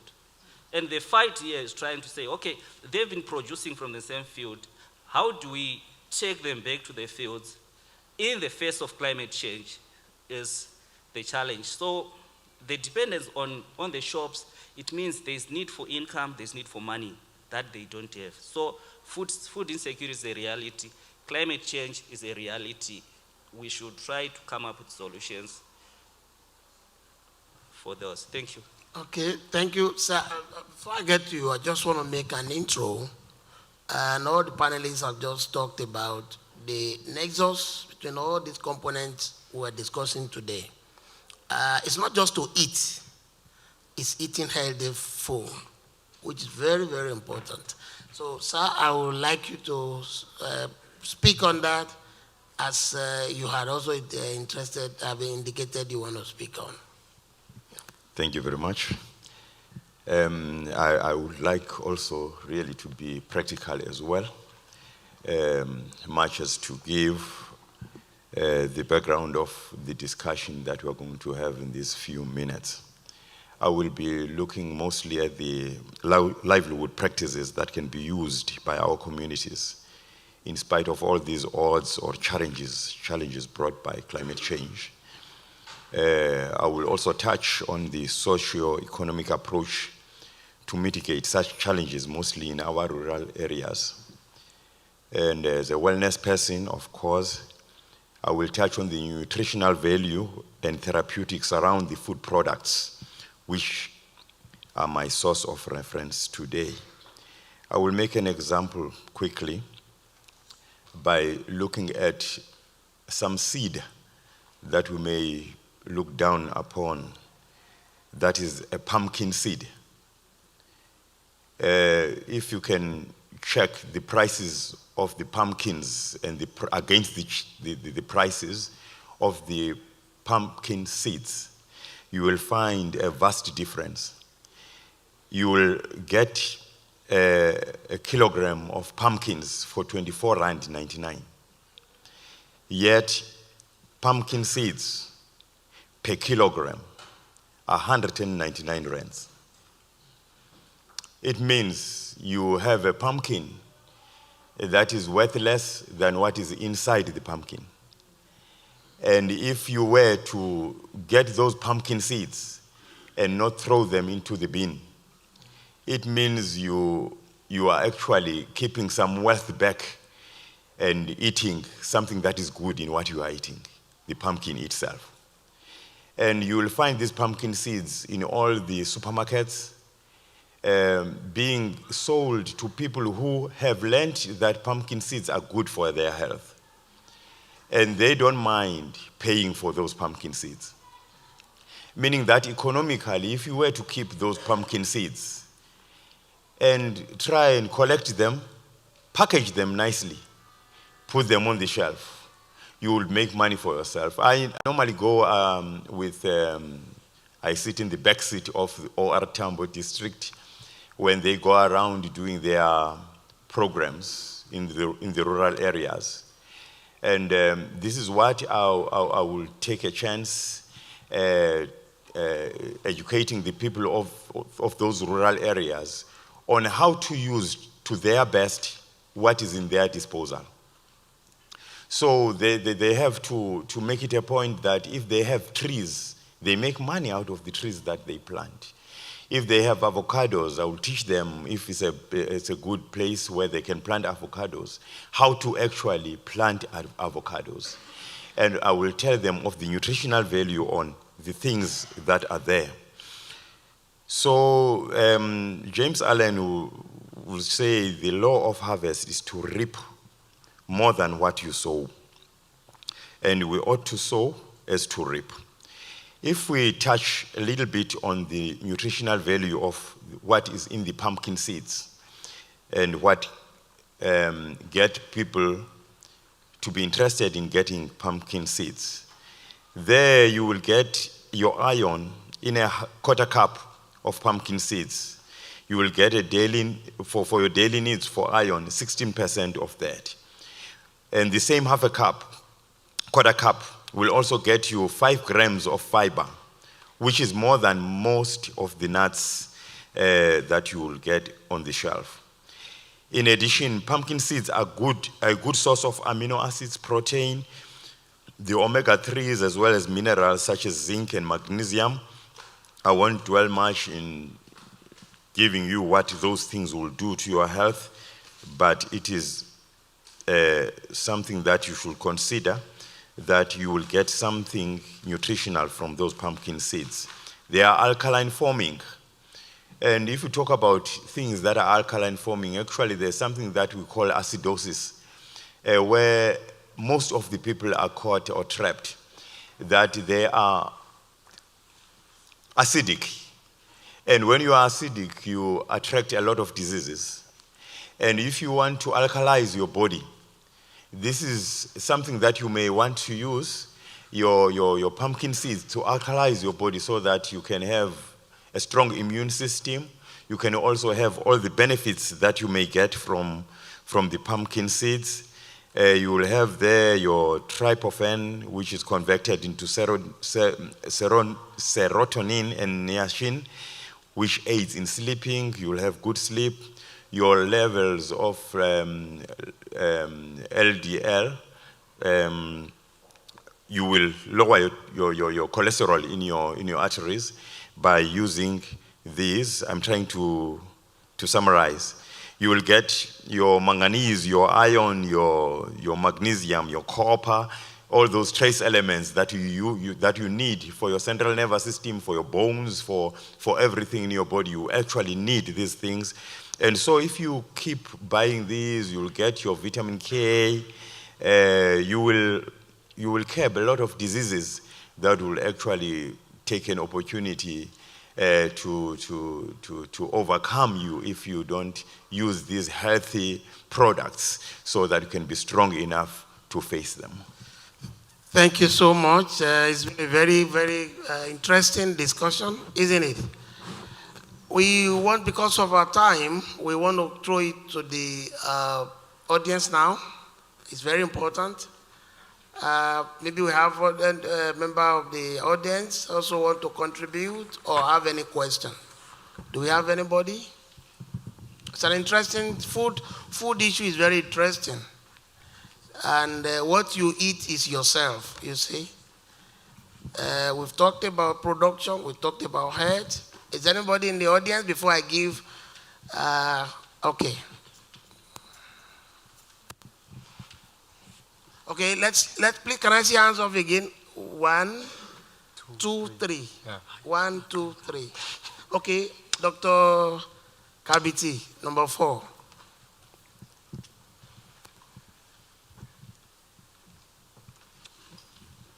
Must I stand?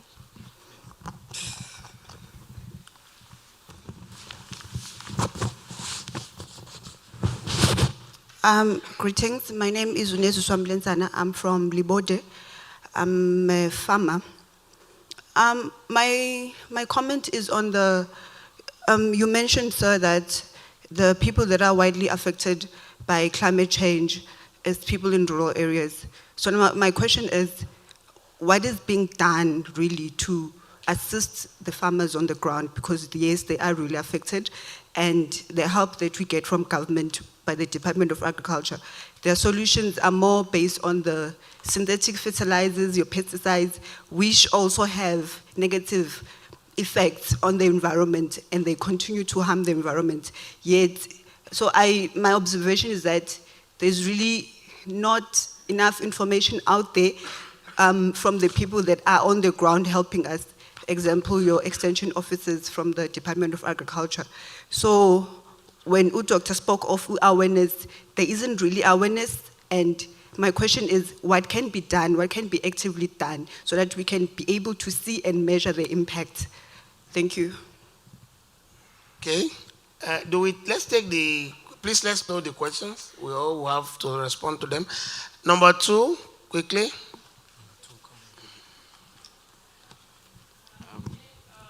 Okay, ma'am? Okay, maybe you will be number 5. I didn't see you before, please. I can't use, ma'am. Number 5. Okay, thank you for the opportunity. I think, Doctor, sitting on the first side there. He spoke about what the doctor sitting beside him was just mentioning, the fact that we have moved away from actually finding probable solutions that will actually attack, the implications of climate change and food security and other socio-economic problems that actually affect food security.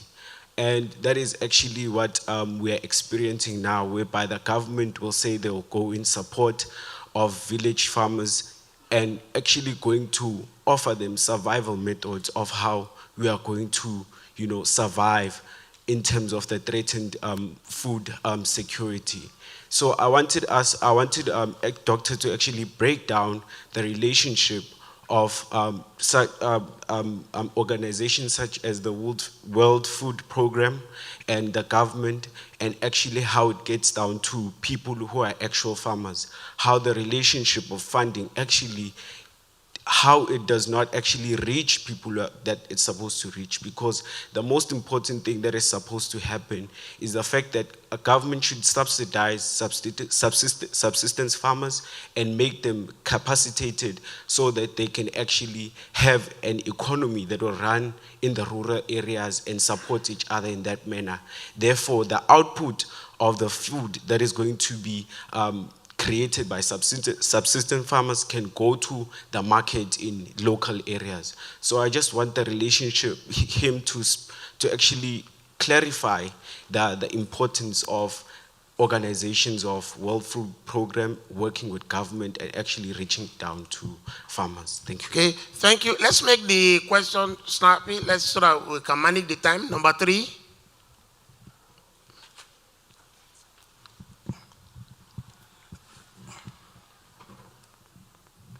Thank you. My question is, Prof. Okello, talking about food security. In one of his statements, he talked about access to food security, social livelihood, and affordability. In the first place, I must introduce myself. I'm Nyosane from Isolom to come to services. It's a rural community. I'm from there, the rural communities. In our rural communities, we have land, we have water. That's the only thing that we have. Other resources we don't have. And I want to know, how is your institution that you are from is working with rural communities so that we tackle all these things head on. The next is Dr. S. Jeve. Excuse me if I butcher your surname, excuse me. One of the things he talked about, he said our rural communities depend on supermarkets, which is true. You can see that on these paid days, by 6 o'clock, all our communities are in the banks and in the supermarkets. Same applies here. Our rural communities and the townships, they have got land, they have got water, but other resources, the implements, the fertilizers, they have nothing about that. How do we work, or how do we cooperate with the rural communities so that we tackle all this head on? Thank you. Okay, thank you. Number 4.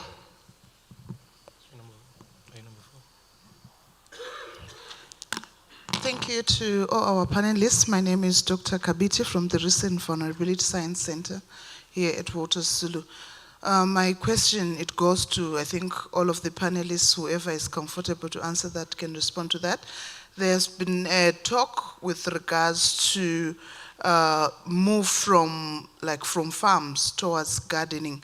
And I would like to know how does that impact on firstly on food security itself, especially looking at our context here in the Eastern Cape, and like household, particularly household food security, and how does that also relate to the aspect of health? Because I'm thinking like when a household moves to food gardening, like gardens, I think there is more attention to also the quality of what is produced within that, because it's now smaller and maybe the objectives have changed already. And how does that speaks to the issue around the quality of food which is produced within that space, and how can that also contribute to food security, if it does contribute to especially household food security? Thank you. Okay, let's take the last one for this roundtable, please.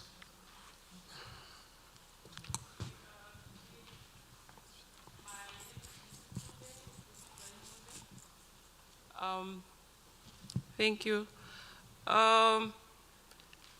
My question, it's really not a question, it's more of a comment.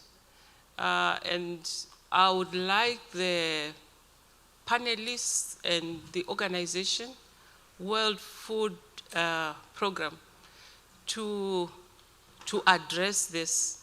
It's an aspect that was brought by one of the panelists, Mr. Ntaba, the issue of the connection between food and health. Because we can do everything to teach our communities how to grow food, how to have gardens, but until and unless we teach them how to eat for health, then we find we still have the same problem. People with a full stomach, but unhealthy bodies. So how can or what is the organization doing to address the issue of eating for health so that our communities can be healthy? Okay, thank you so much. I think we have a handful of questions. I'd like to start from you, sir. Maybe we just, because we have very little few time now to wrap up this session, but let me start from you, sir, maybe. Okay. Thank you very much. I'm responding more on the food security in the household, looking at all the challenges that you will have when you are having a farm that is far from you, where you will have everyone going through the farm and ripping off something that you planted without asking from you. That is stealing. You curb that by having your own small garden somewhere, and even the variety of the things that you will plant in your garden. You can even have herbs in your garden that will be very helpful.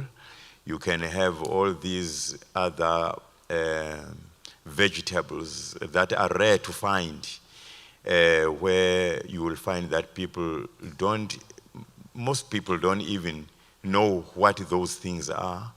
Talk about your okra. People won't know what okra is.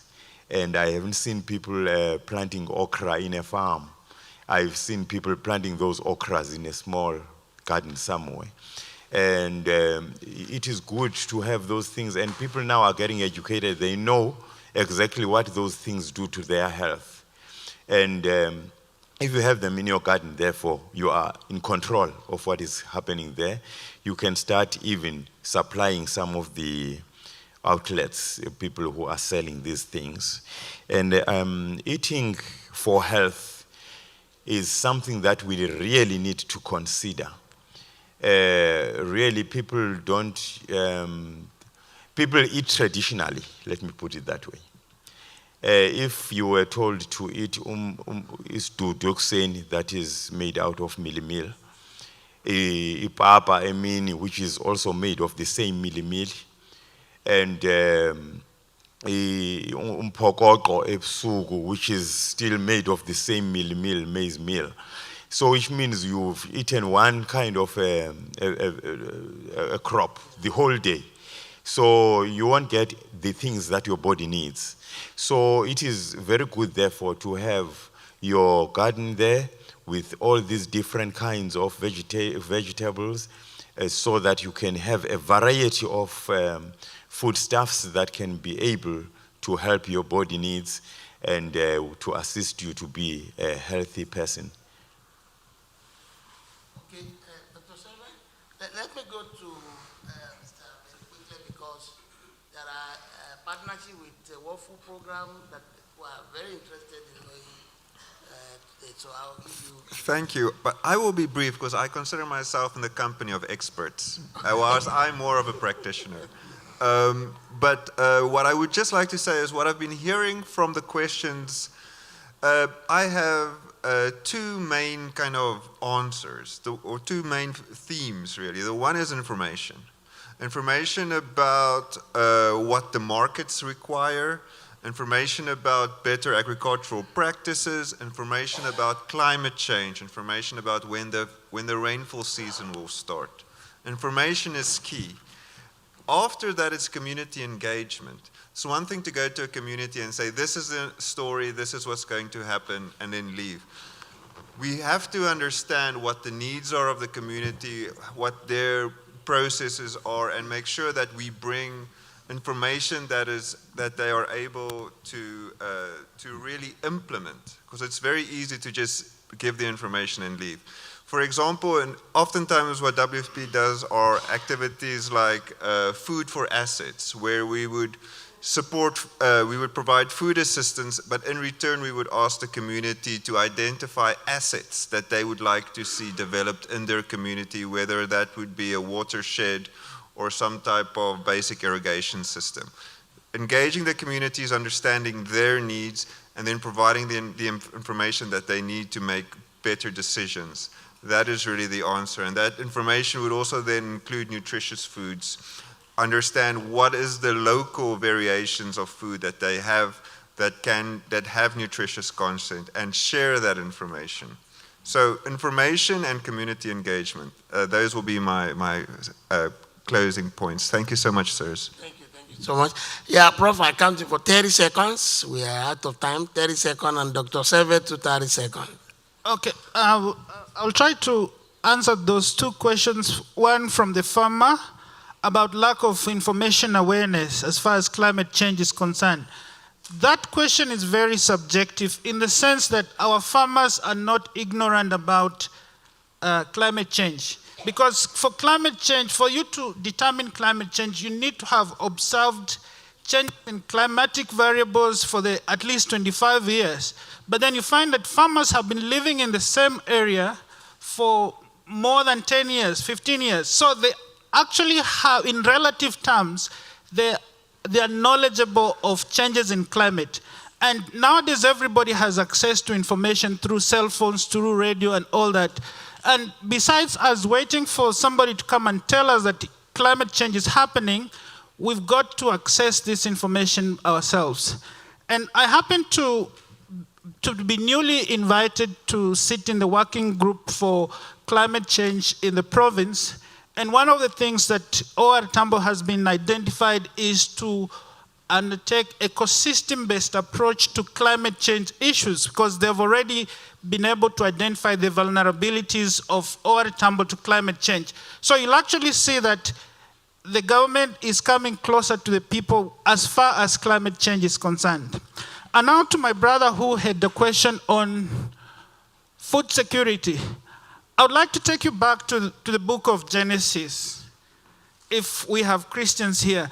The first thing that God gave man is that he told us to go and work the land. So in my submission, you just do not only have land and water. You also have the sunshine, you've got the air, and then you've got the expertise from the community that we can actually leverage on.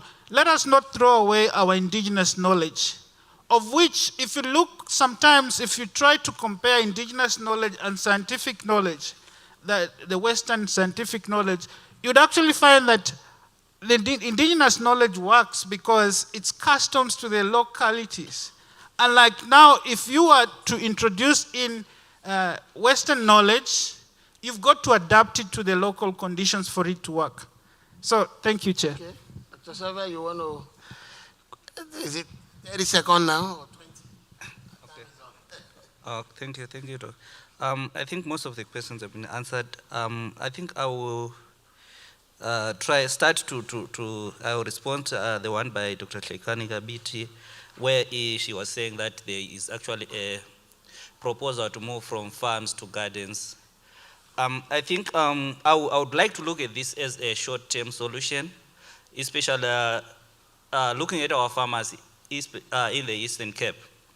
I will refer to a study that I did on gardens, on the state of agriculture in the Eastern Cape, where farmers mostly are focusing on gardens.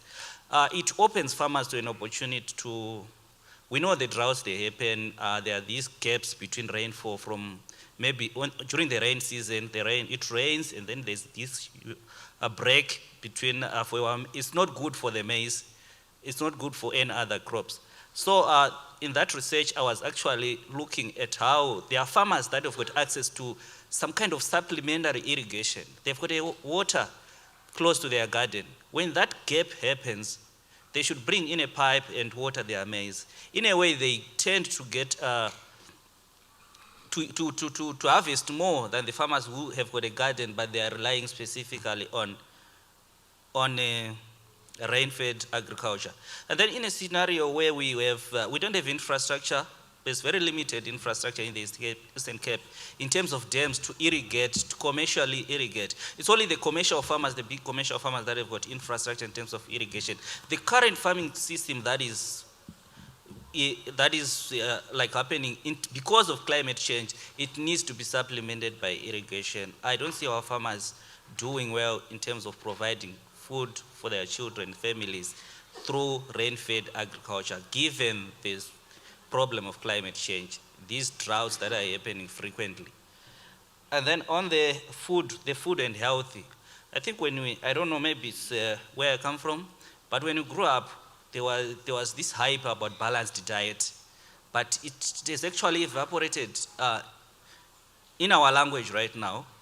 We used to know that there's something like balanced diet, but we don't talk about it anymore because we've got foods that we prefer, that taste good, that are expensive, but at the same time, they are giving us health problems. So I think we should go back and try to see how did we change. We knew that we could eat bread in the morning and then something else in the afternoon and then something else in the evening in a way that brings that balanced diet, that stability in the supply of nutrients that are required by our body for achievement of food security. Thank you. Please let's give a round of applause to our panelists. You know, because we eat food till we die, there will never be enough time to talk about food. So I have people who want to talk, but we can still discuss. The panelists are with us. When we have lunch, we can always engage them. But as we round up this first roundtable discussion, let's not forget one thing. Nobody must be left behind. Young people must go back to agriculture, and we must be able to work on the land, whatever it takes to work on the land. And the last thing is that farmers must be wealthy and be healthy too. Thank you so much.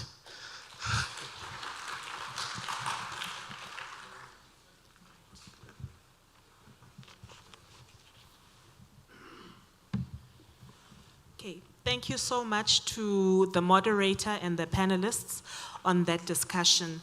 I, at this point, want to acknowledge the presence of the Deputy Executive Mayor of the OR Tambo District Municipality, Councillor Sokanyile. She is here.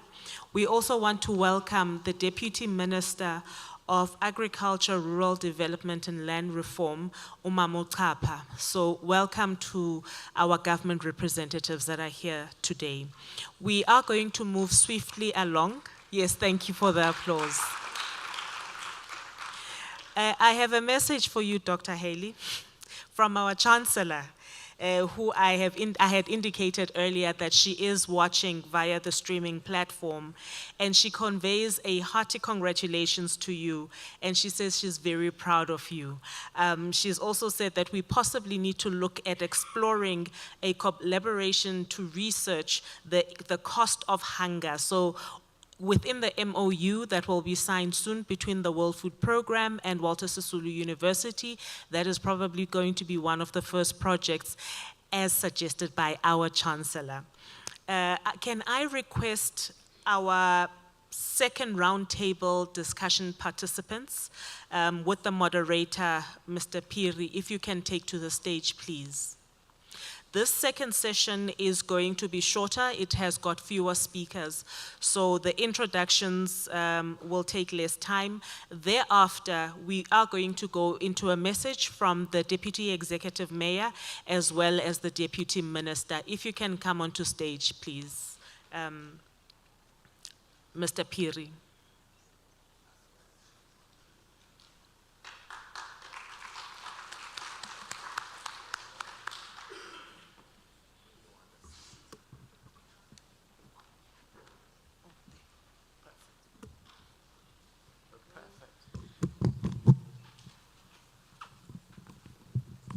Missing the second panelist. Ours is the smallest, and now we are down. It's a depleted panelist.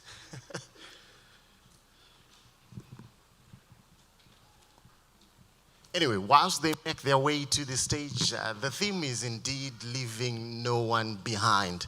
And to help us unpack that, we do have Mr. Nzimasi Jalisa. Mr. Nzimasi is going to take us through the paces of balancing food demand and supply towards food resilience. I think until a month or so ago, I was based in Geneva as WFP's global spokesperson. One of the things that we were able to do, I had to travel to Ukraine following the conflict. And in Ukraine is one of the biggest food producers in the world.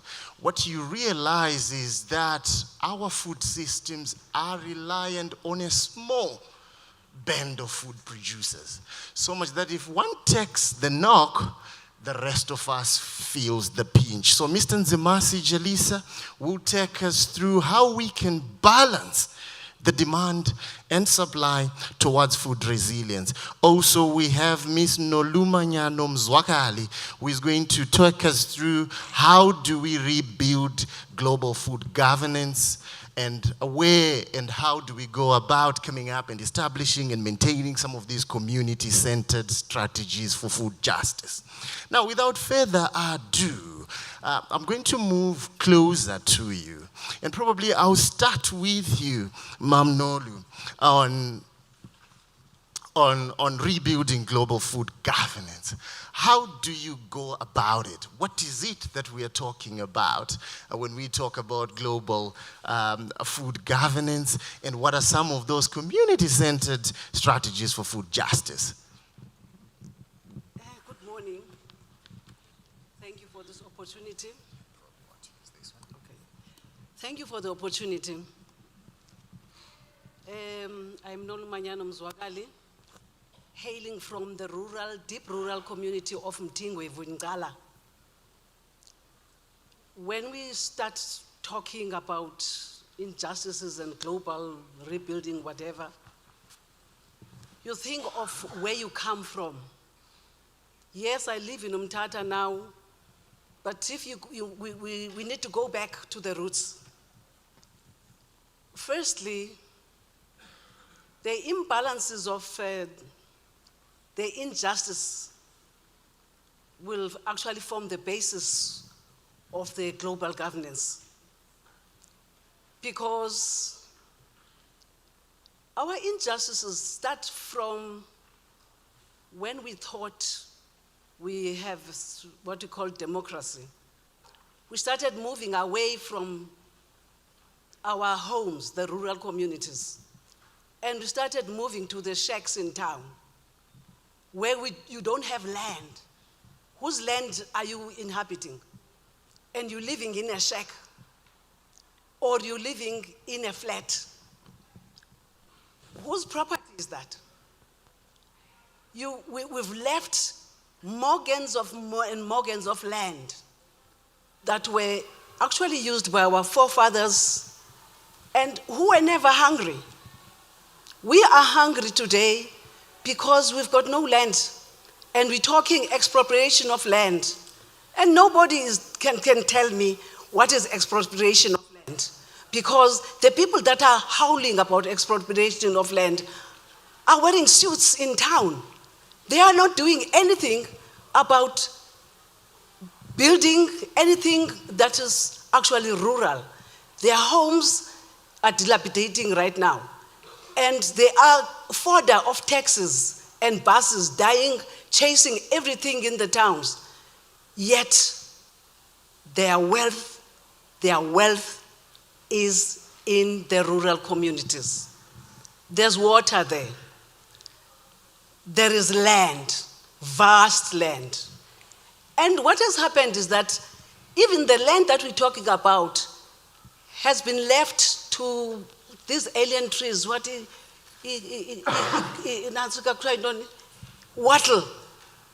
And that wattle is consuming all the good water that is there.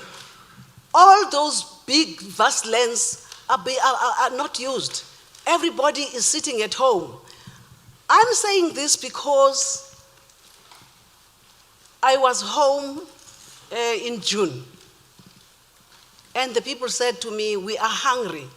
We miss your mother and your father, who died some years ago." Why they missed them is because they used to be in our gardens.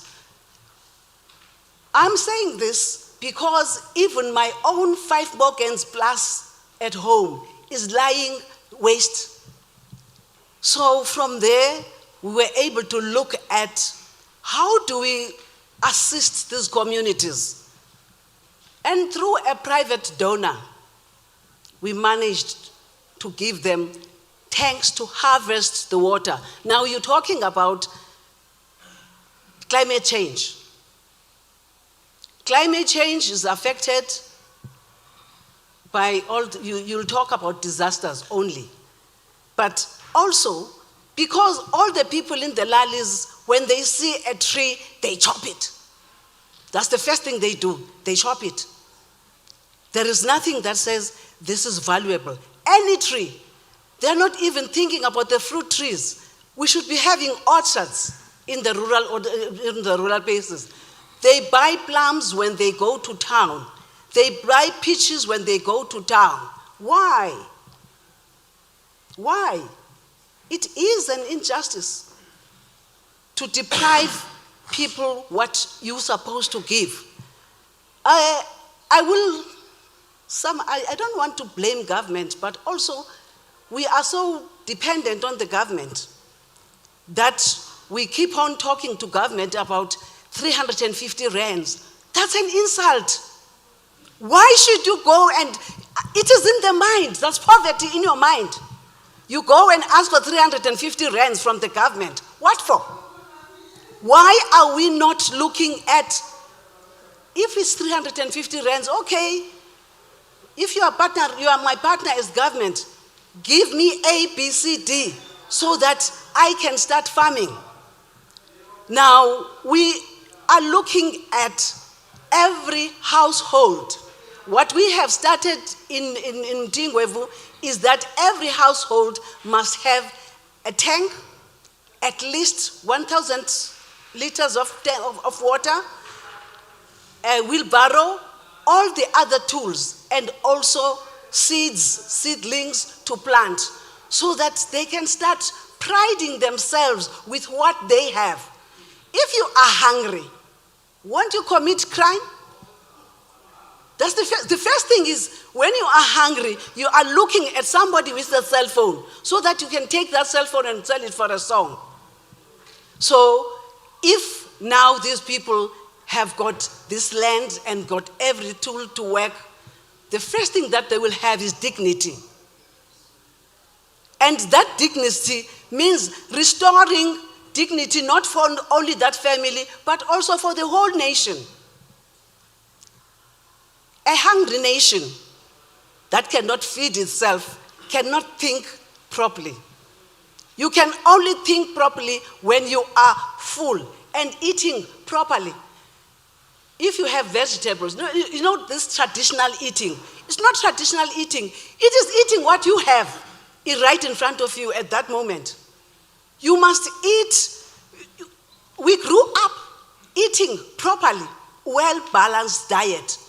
That is what we were educated for in our days. That is now in the 50s, 60s, because I'm 73 years old now. So I'm talking from experience. So the younger generation do not know they are thinking about KFC, taking all that fat, and you know the result is heart attack. So they go quicker than us. Secondly, one of the things that we're missing out in agriculture is exercise. When you start jogging, running, chasing the air, this is something that you should be bending, working in your garden, and you become healthier than you were before.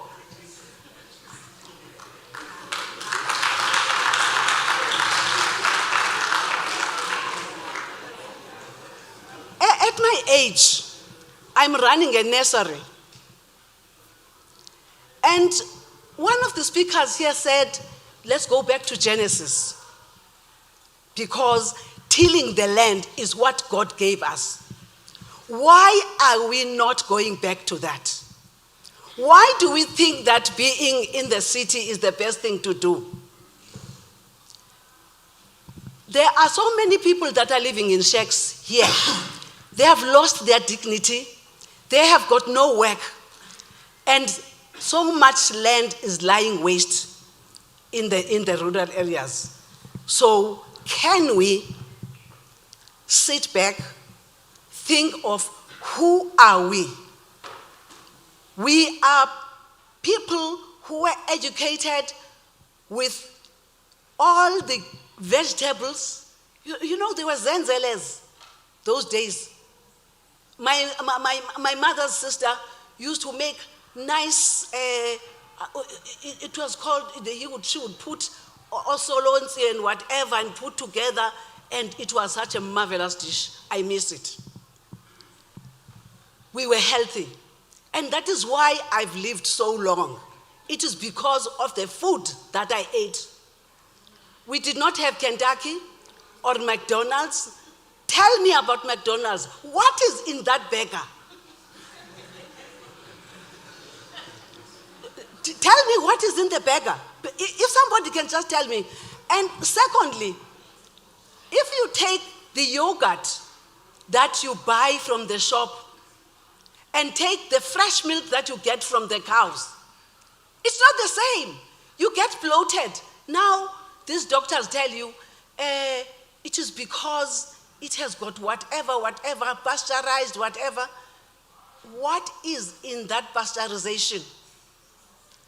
You take water, the water from the town that we drink, from the tap, that water has been put, you know what you call it, fluoride, whatever, that's what they put in that water. But the water in the river at Mtingwevu, 99% fresh, healthy water. What are we chasing? We're chasing ill health, chronic diseases. We are failing. So food security can only be achieved when we, as a nation, go back to the basics. We go back to our roots.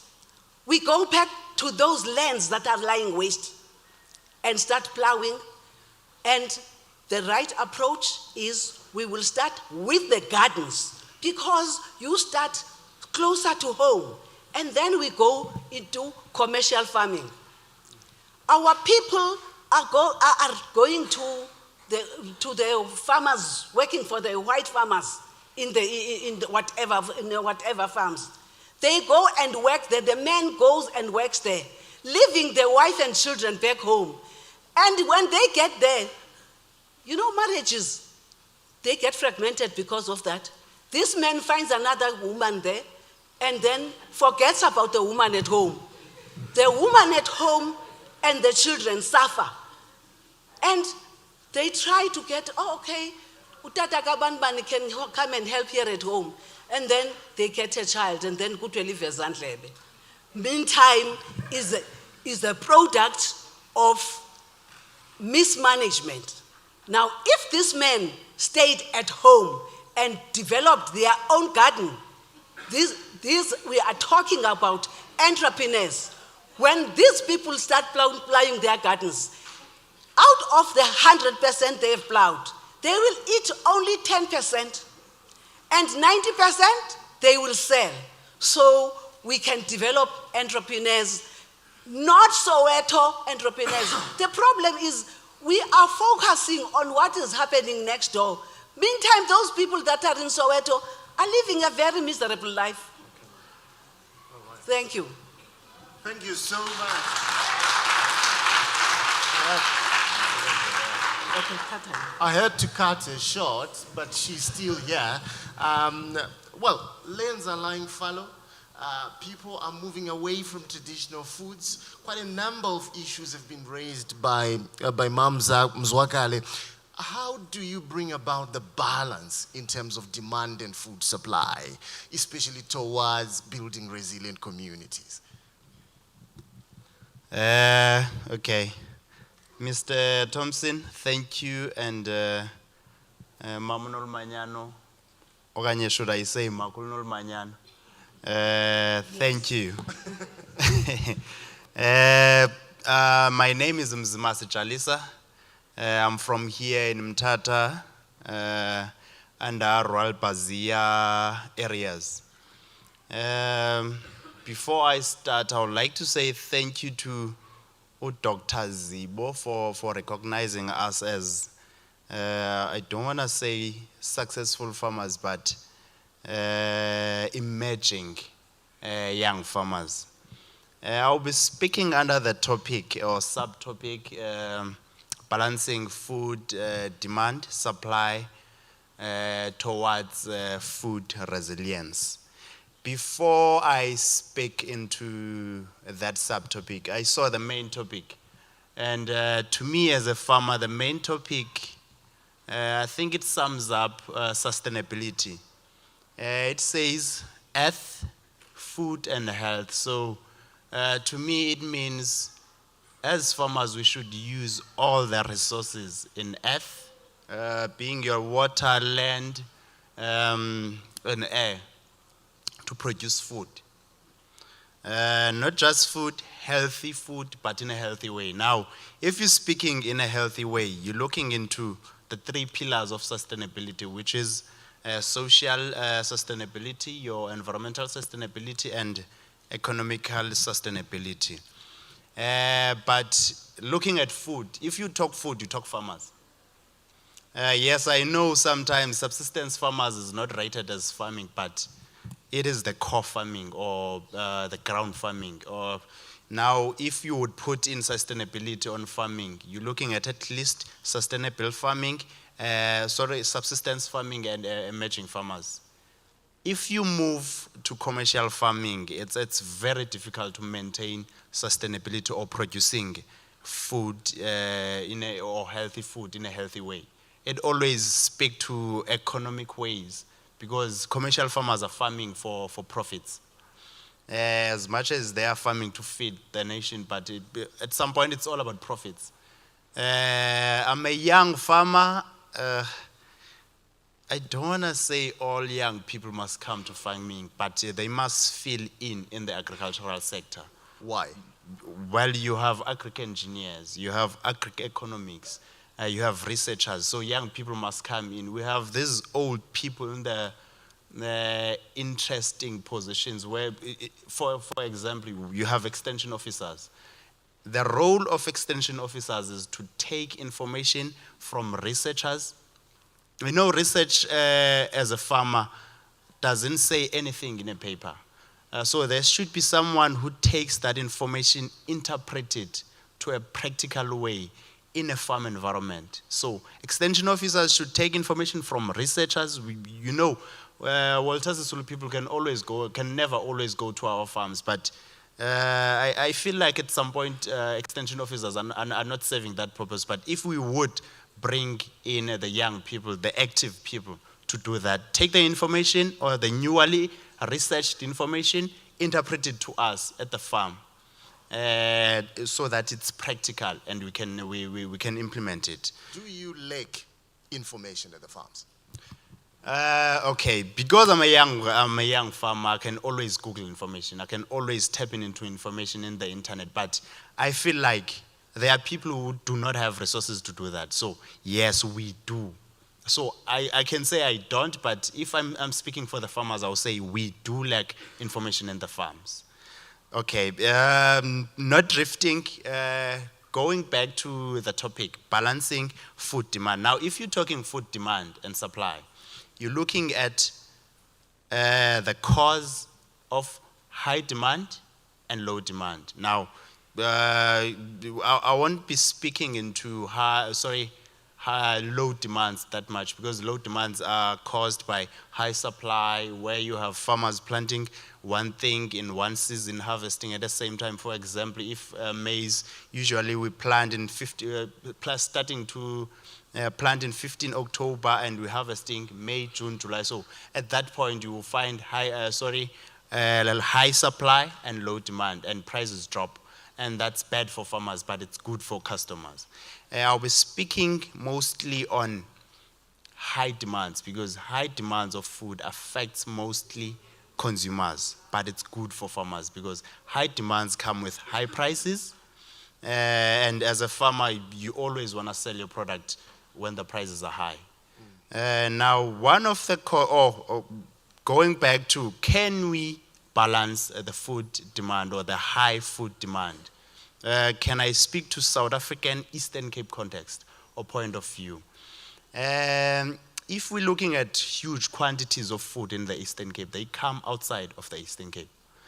It used to pain me when I used to go to a varsity. I studied at UKZN, and you would see the sudden change when the border gate, not a border gate per se, but the board when you're traveling from Kokstad to Eastern Cape, when it says, "Welcome to Eastern Cape," everything changes. I don't know what happened in the past. In what ways? Or now, in terms of farming practices, the greener fields. You see dongas, there's no one farming, and even the infrastructure or houses. Everything. When it says "Welcome to Eastern Cape," everything changes until Mtata. But what I want to say is this: we have huge, good, deep lands for farming. We have big rivers with a potential to irrigate. Okay. I dare not start Umamnolu again. I just want to look into the audience if there are any quick reactions. I see a hand up there. We do have some roving mics, another hand in the middle. And maybe we can take 3 questions and one. Okay, so we'll go 1, 2, 3, 4 in that order. Thank you. Oh, okay, thank you so much. When we talk about food demand and food supply, we would be tempted to even reflect to the stats. In South African statistics, it was reflected in 2017 that between 2003 and 2017, the families, or the number of people who were living below the poverty line dropped from 13 million to 6.8 million. But at the same time, it also reflects that the number of households that also were living below poverty line dropped from 2.7 million to 1.7 million. But most interestingly, it also reflects that the population has increased to about 56 million. So there's a lot that leaves you to be desired. Whether has South African economy been proactive enough in trying to transform into a productive economy? I really do not understand what it means in terms of the economic nature of the country.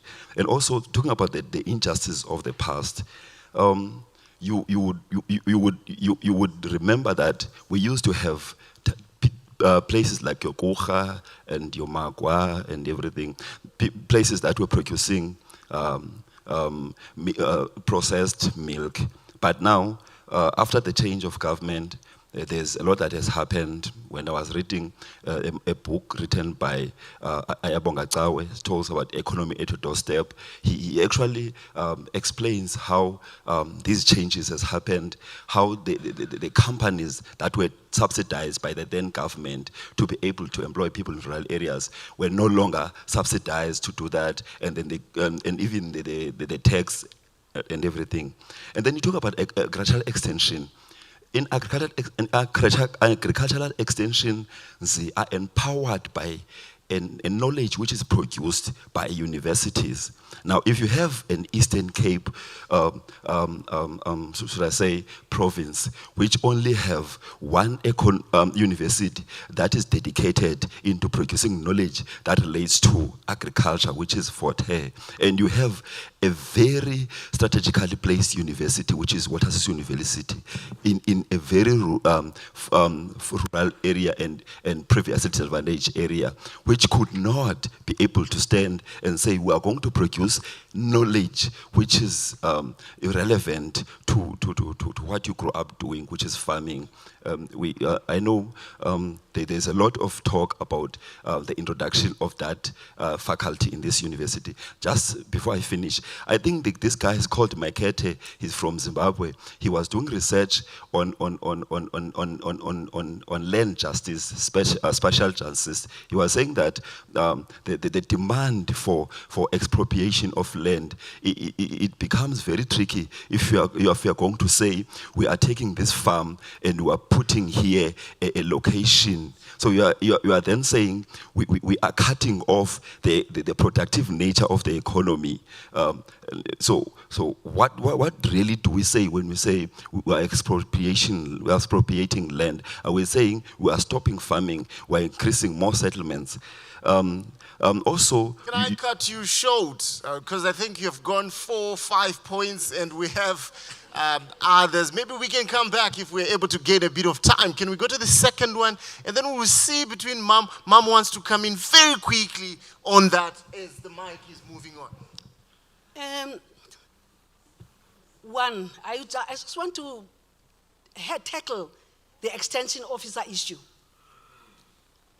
The people who are supposed to be extension officers are in offices instead of in the land.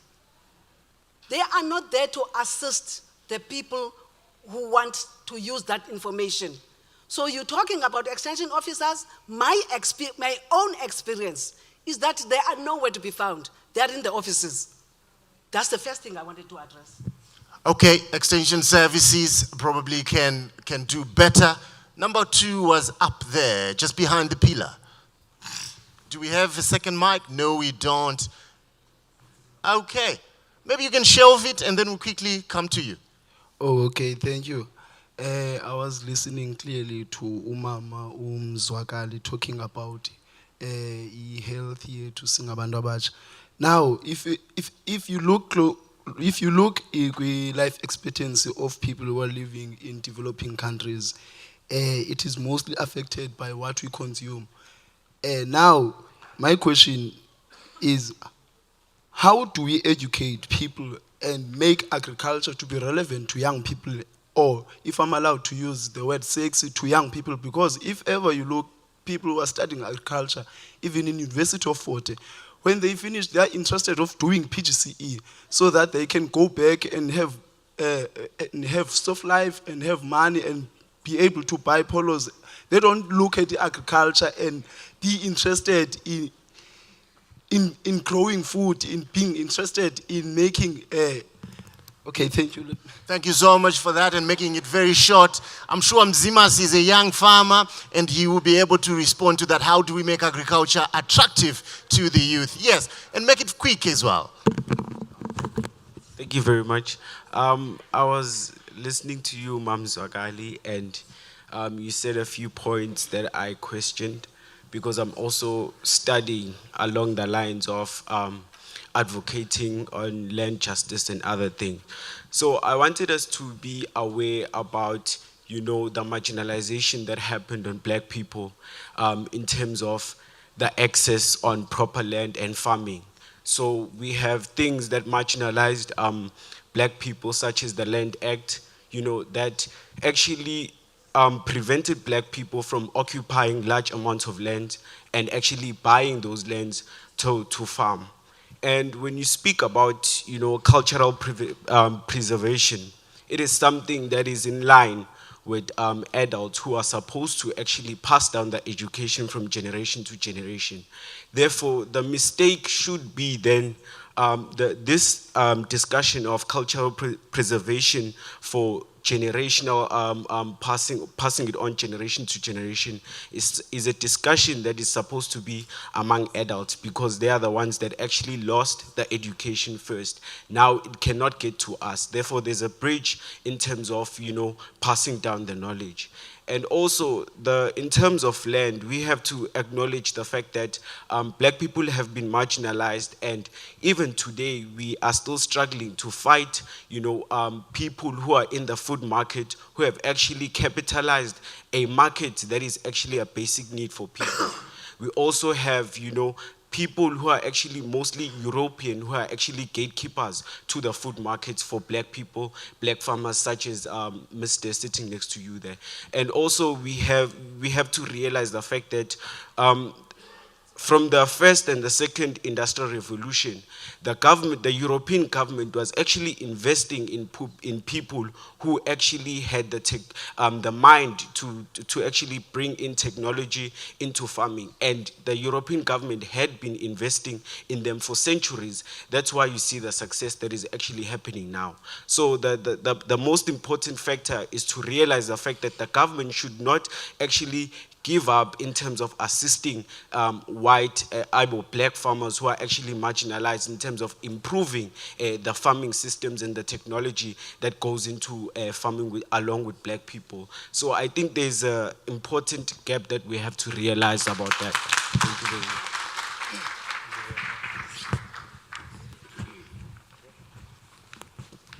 Okay, we'll just wait for a few seconds so that the mic can be moved up there. Thank you. Thank you very much for this opportunity. My name is Yoli Sasekunyana, and I am representing the Department of Rural Development and Agrarian Reform.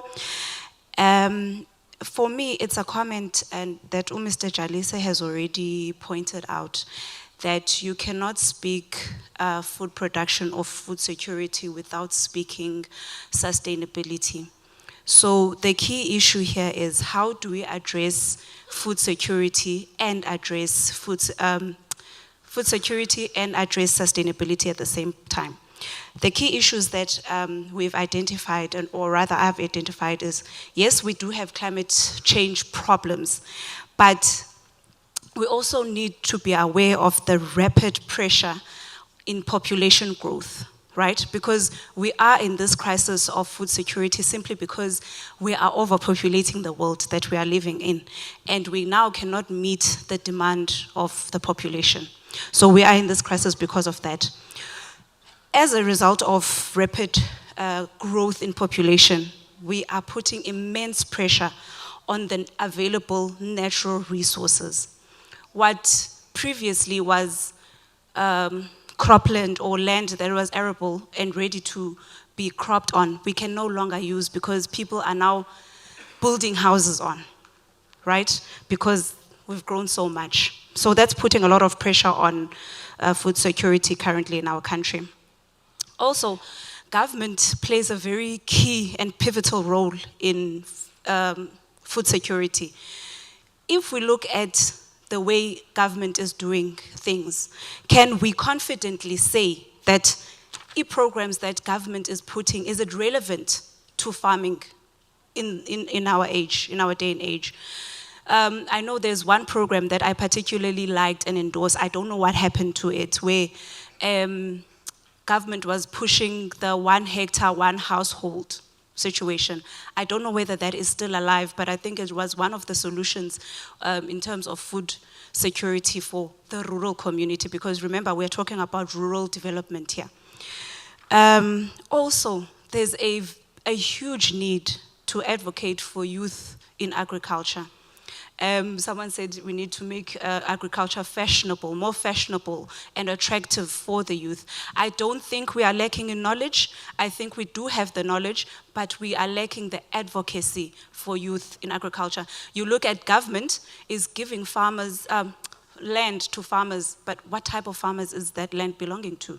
Is it still worthwhile to give I'm not saying anything about Wena Mama, but if you want real productivity of land and use, why do we choose older people to give land to and reject the youth? Thank you. Okay, thank you. Okay, Mom wants to immediately react. Mtanam, nobody rejected the youth. Nobody. What has happened is that the youth thought that it's fashionable to be in town. Yes. Now, secondly, the land that we're talking about is land that is lying waste in the rural areas because you don't want to be there. Thirdly, I have said clearly that when you start becoming sustainable, you become an entrepreneur. Now you listen to me carefully. I said, if you plant crops, high-end value crops and so forth, you will only eat 10% of that. 90% you become an entrepreneur with. I say this from experience. My background is business. My parents were farming. My parents were teachers, but they decided to go into farming. I went into business, and I've been dealing with business people, and I know exactly what I'm talking about. I'm not theorizing. Let us not theorize here. Let us be practical. It is implementation that will change the whole world.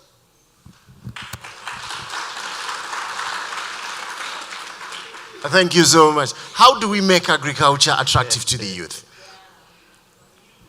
Okay, thank you. I always try to run away from the word sexy and attractive in farming. Farming is never sexy. I promise you. How do we make it? Okay. Okay. Before I get into that point, I think youth was rejected in farming because of the criteria that are used to access funding. Now, if you look into fundings, ECDC, ECRDA, NYDA, Social Development, dear Dr. Da, you have sometimes 2 pages of things that are required to actually access funding. And now, believe me, I only farmed for 1 year. Do you think I can qualify for that funding?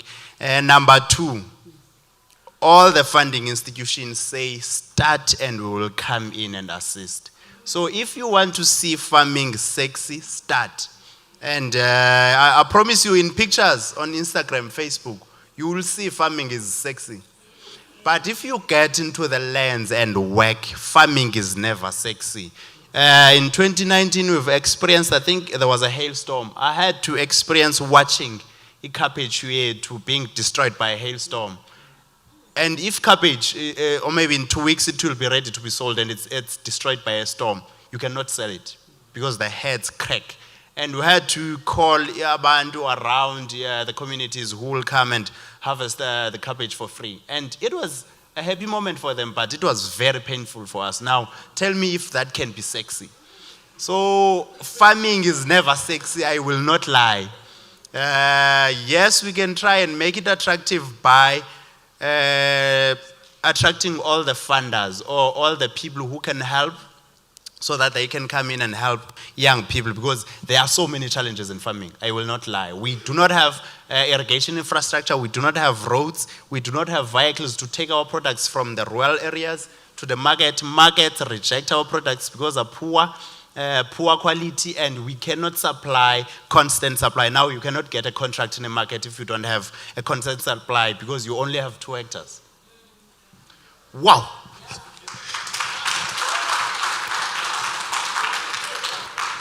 Land is there, it's lying to west, according to Mom.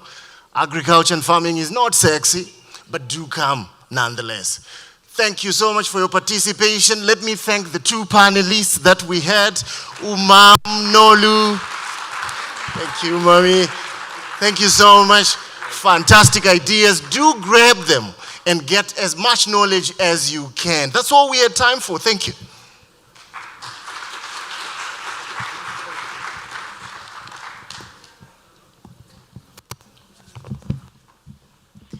We have truly had some thought-provoking discussions today.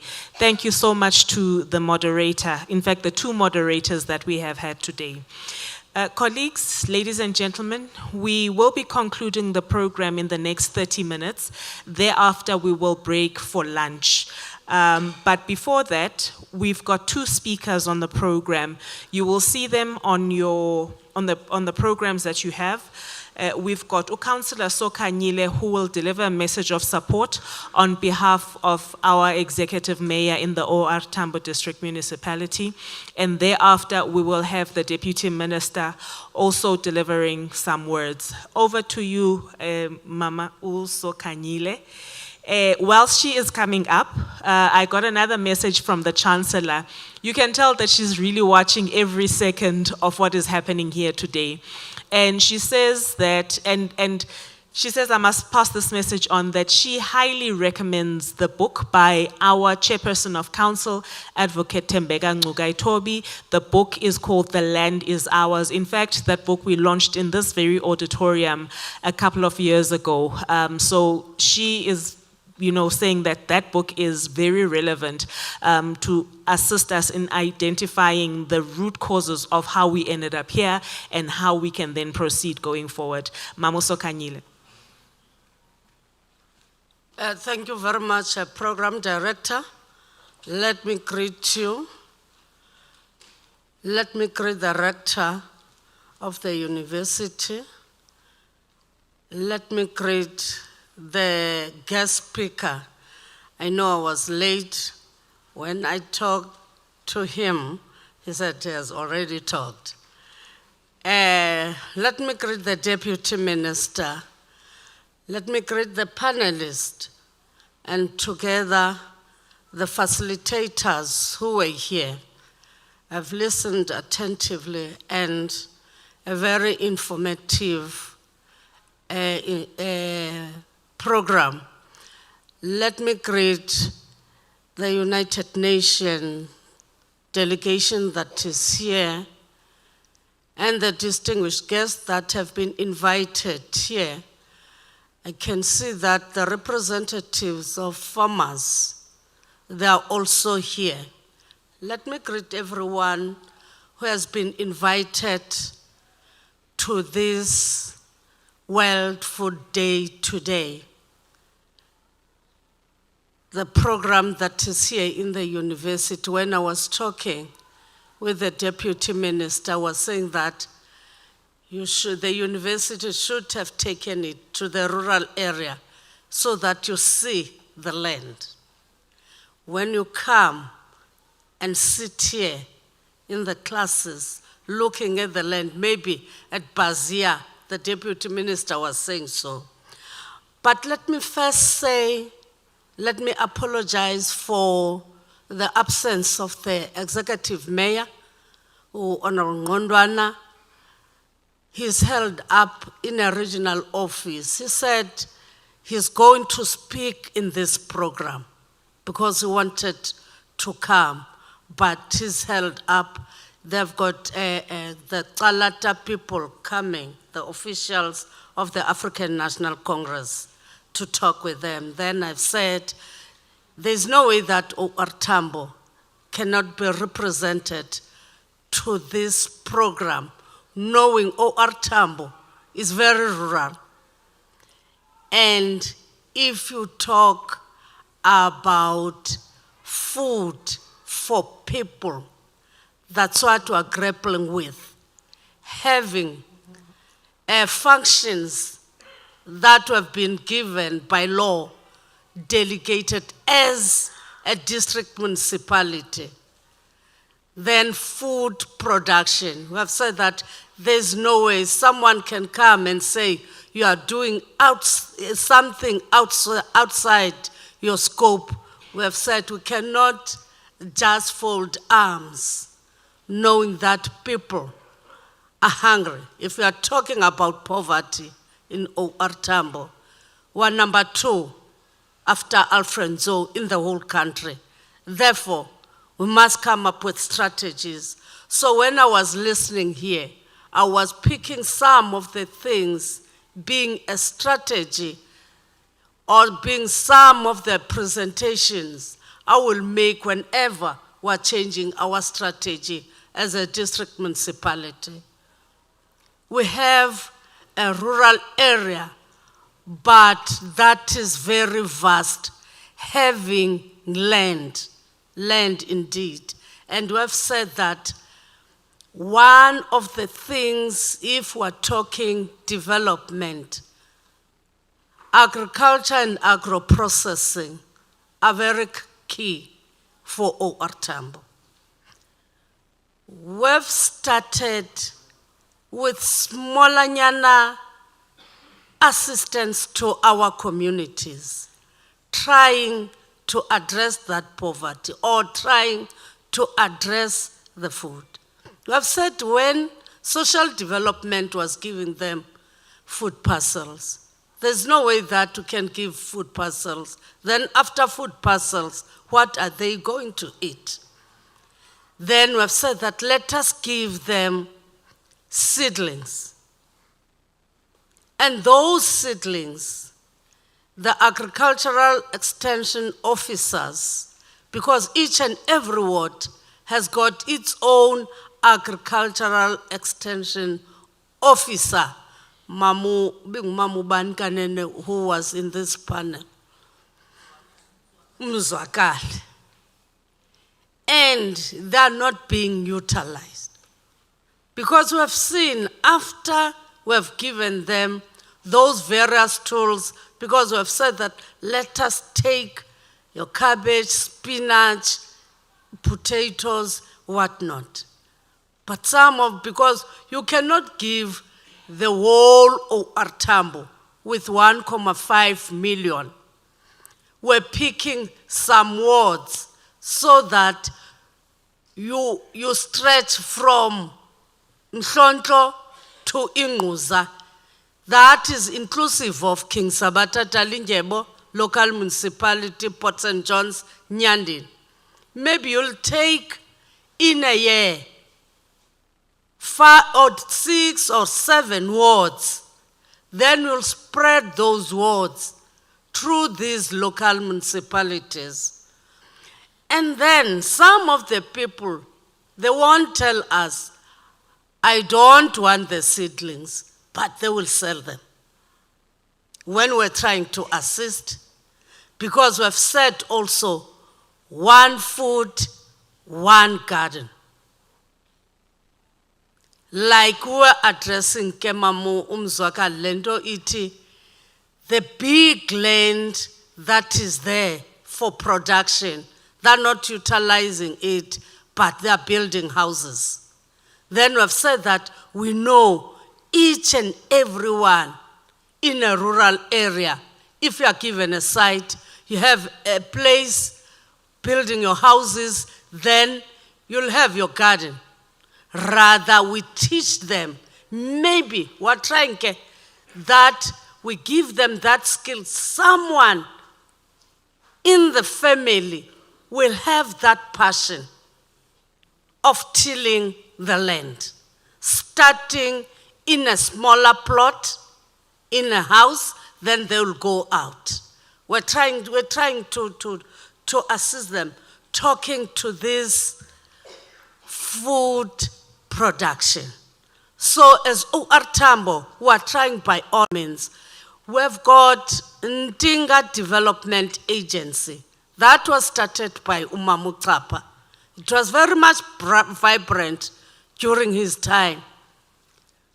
But after some terms, let me not say years, after some terms, each change, even the council said, look also at the water, look at that and that. But as this council now, through the stewardship of Tatu Ngondwana, we have said that let us take OR Tambo to its initial position when it was developed, to assist our communities economically and through agriculture, agriculture being the focus.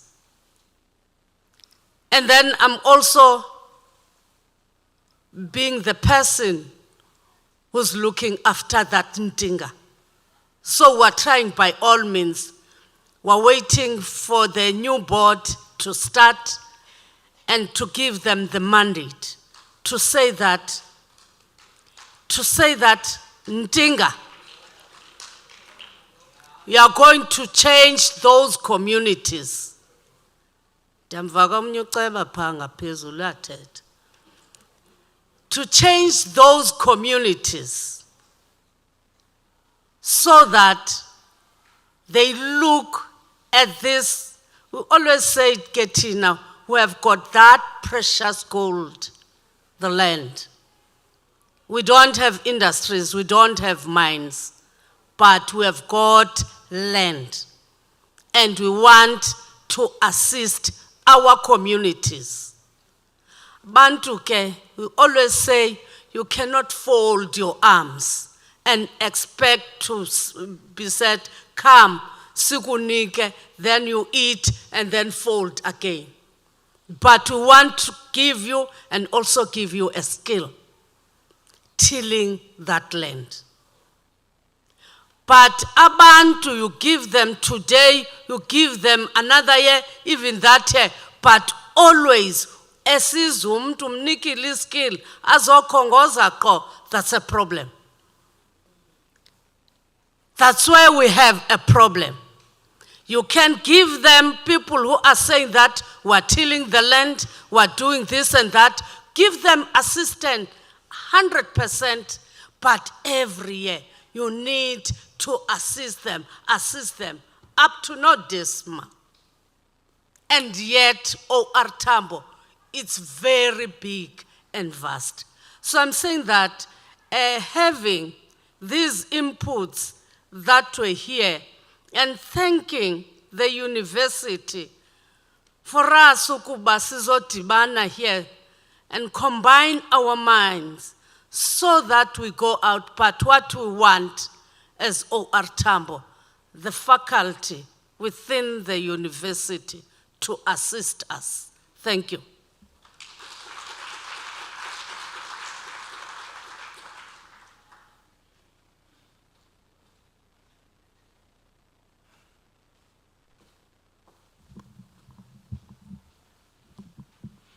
Thank you so much, Councillor Sokanyile. I've got to add this little bit in.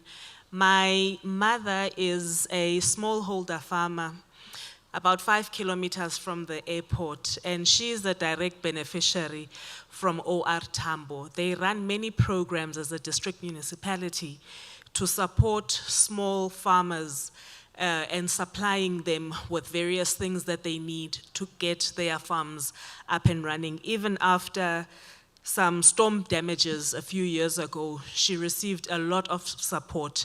And it's not just Umama Mkhatshwa that has benefited my mother, but many others that have already benefited and continue to benefit. Some of them, receiving pigs, some of them receiving chickens, and when they give you small chicks, they give you laying mash, they give you everything, even assisting with building your chicken coops. So the support that comes through from the OR Tambo municipality is indeed enormous for those that are interested in farming within the region of OR Tambo District Municipality. At this point, I'm going to call upon the Deputy Minister, Mtata. She's no stranger to this university. In fact, the husband to Mtata served our council with absolute distinction until a few months ago. She herself attends some of our graduation ceremonies, shows a lot of support, and has heeded the call for her to come to WSU whenever she has been requested. On this specific occasion, she was delegated by the minister, Minister Togo Didiza, to come and represent her as the minister here. But we are very happy to have Mtata.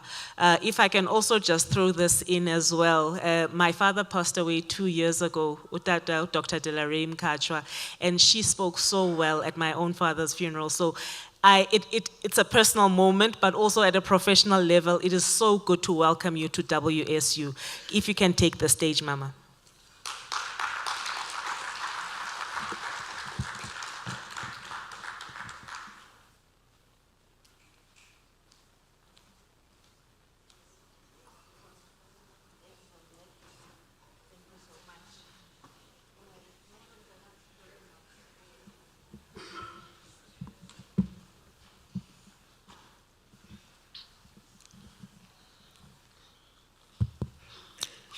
Thank you very much. I've noticed that we are using this other language. Maybe I'll confine myself there because I don't know the rationale behind. Maybe the recording requires that language, but I'm back home. Good day. I am happy to be welcomed in this very important district and all its institutions, simply because in South Africa, this university is the only one in the entire country that can say, we are Walter Sisulu University. We are seated in the Nelson Mandela Drive. Walter Sisulu, seated in Nelson Mandela Drive, as well as in the area of Kumkani, Sabata Dalingebo local municipality. It tells who this university is and who OR Tambo is, and therefore ourselves being here, we pride ourselves of being legitimate and have all the right to make things happen. Moving from that point, I would also say I'm not to make a vote of thanks. However, I'll not finish my duty if I don't say thank you, because this particular gathering is taking place in October, which OR Tambo for years, OR Tambo District Municipality celebrated as an OR Tambo month. There used to be bars. Everyone in this particular province actually engaging in activities, whether it's cultural, whether you will actually remember where we come from with this university. Even attempts to actually nullify it could not happen because it's belonging to its people. We are pride, whatever is going to help, we will be in the forefront to ensure that it will grow instead of being reduced. We can confirm that one. Furthermore, I must say that we've been part and parcel as government, as a district municipality and its local municipalities, which were 7 by then when I was still a mayor, executive mayor here. And I was very proud. One of the panelists is a young farmer. He comes from Bazia.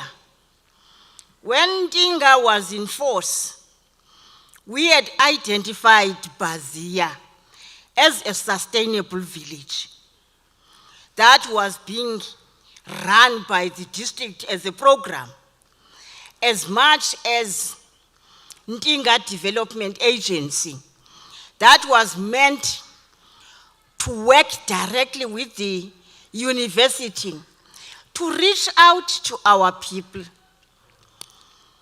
Not a third of people will know that we were here because we have gone inside the university. And I do know the objective is to bring along our university outside its gates to our people because that's where it belongs. I'm still making an appeal, and I regard myself as being a little bit lucky because while I was a member of parliament, I was requested to join local government, which was going to be fully fledged for the first time. Comparisons are good, but they are not helpful. To think that we can compare the deep rural OR Tambo district with areas like Kokstead and other if you talk of agriculture. Remember, we are the ones who said no to colonization as led by this district. Whether it was an organized district but it was a piece of land. That's why we have land which is not demarcated into commercial farms. We said no. So our land belongs to us as it is.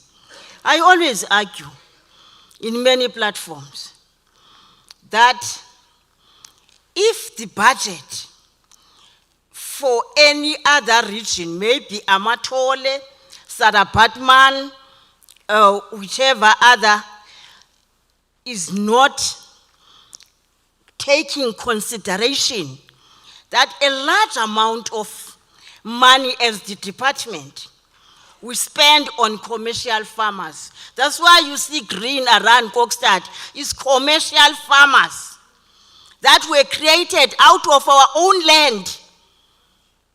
Hence we are struggling with claims because that land was belonging to Imizi Yabantu.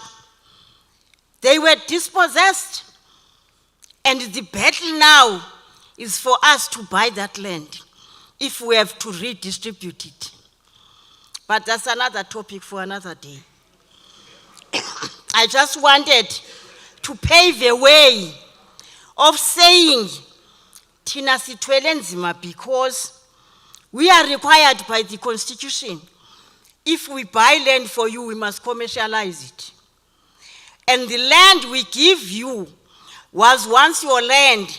Now we've bought it for you, and therefore we must develop it for you. But what about OR Tambo? That does not have a single farm because they were brave enough to say, awuzusika mhlaba apha. We will always celebrate abantu baseBazia and the others who stood firm and say no. Coming to the action, I just wanted to make highlights as to how Bazia became a sustainable village under OR Tambo. I'm accompanied in this meeting with, by Mr. Muji Mngadi, who was actually working for Ndinga, later for my office when I was an MEC for agriculture and agrarian reform. I used to like that space because agrarian refers to a transformation of the laws that govern agriculture and land access. And therefore, when I left it, I was very worried because I went to small business development as a deputy, only to find what I am supposed to do is what I was supposed to do as an executive mayor. I moved to be the deputy minister for agriculture, land reform, and rural development.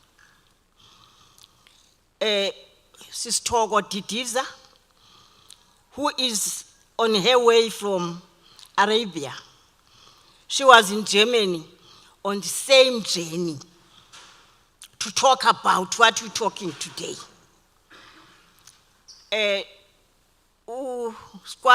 Honorable Squasher, my colleague, another deputy, is responsible for land reform. And I am responsible for rural development. Since the reason why I had to come, because you are talking about my operational space, and I'm extremely happy to share with you a few things, really a few things, because when you planned, I only hope our HOD is here, Uspogas, for the department. Because if she's here, she's actually sitting where she's supposed to sit. The president came, because of all what has been said, to the OR Tambo District Municipality and a year ago, and launched a program that would streamline, integrate, so that there are no more issues. Universities are supposed to be in that work stream. All universities, the district development model. It was launched in Inguzaki local municipality, Ezalu. The principle is that South Africa can only be successful if there's one budget, one district, so that we know how much water will be, funds for water will be required per district in South Africa. How much budget we need for education, as education, not schools or what, or food parcel and so on, but for education, all types of education, under one program. And that one district, one budget for health, one budget for everything. We were not going to be able to succeed because power is difficult. Each one would want to have power over what they do. And fear, as if it's interference. I came here, I'm not responsible for water, that's another department. But I am in terms of rural people having access to clean drinking water. And I was surprised there's no water in this university now. That's true. But because I'm here, I am government.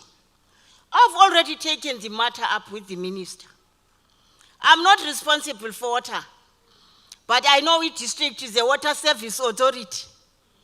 And the more you work with them, as a district development model says, our problems will be less. You will not be going to Sabata Dalinjebo municipality to talk about issues of water.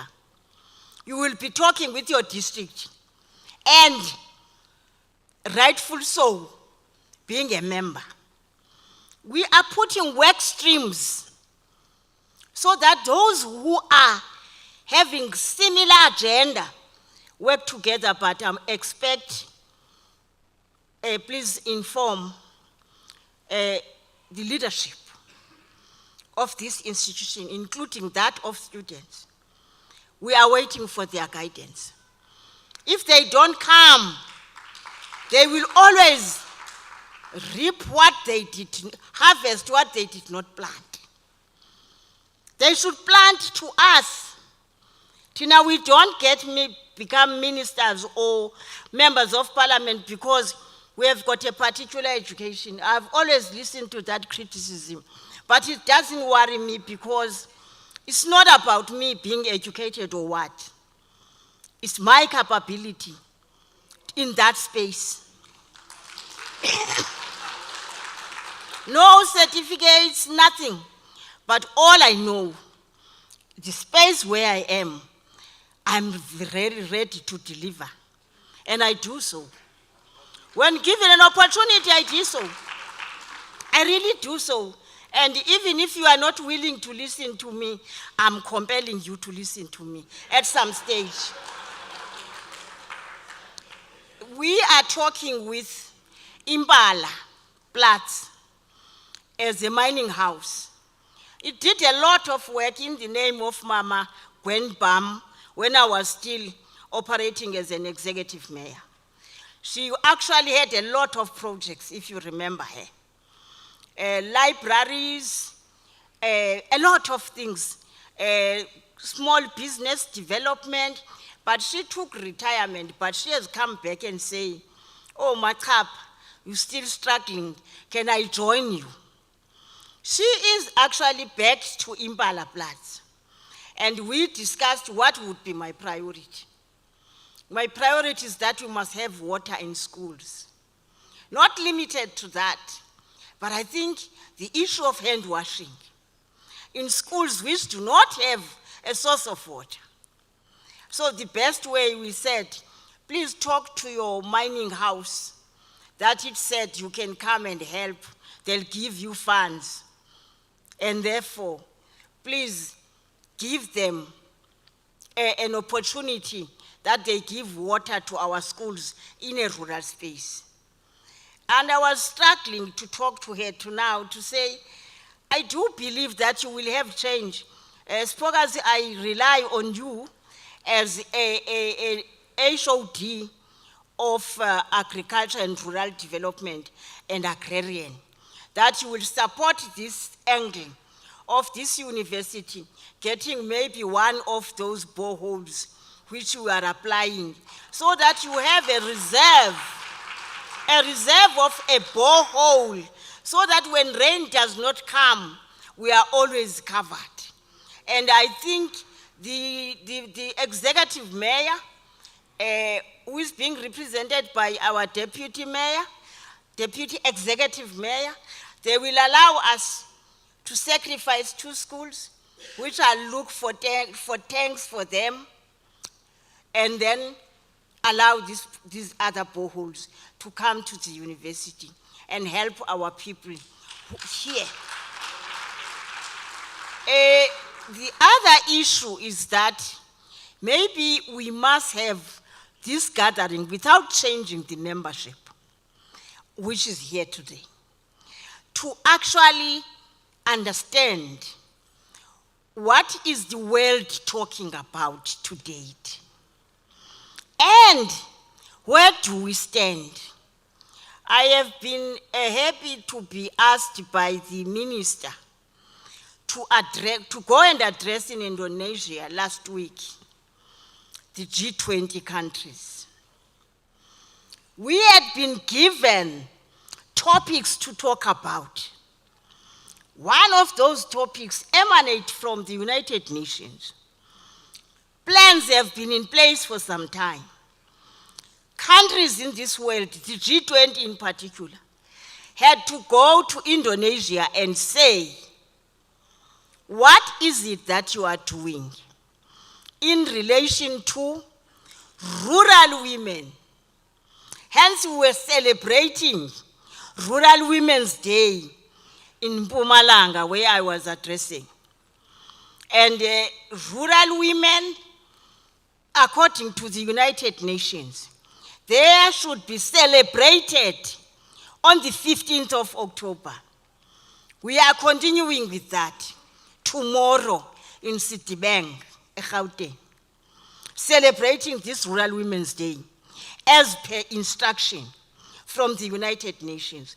The G20 says, current rice, eating a lot because it's a World Food Day and you are hungry tomorrow. It's better to have a program. Countries come. I can assure you I had a standing ovation because I told them what we do. We are already ahead because now we have a program that talks to rural women directly in every project, whether it's construction, whether it's food security.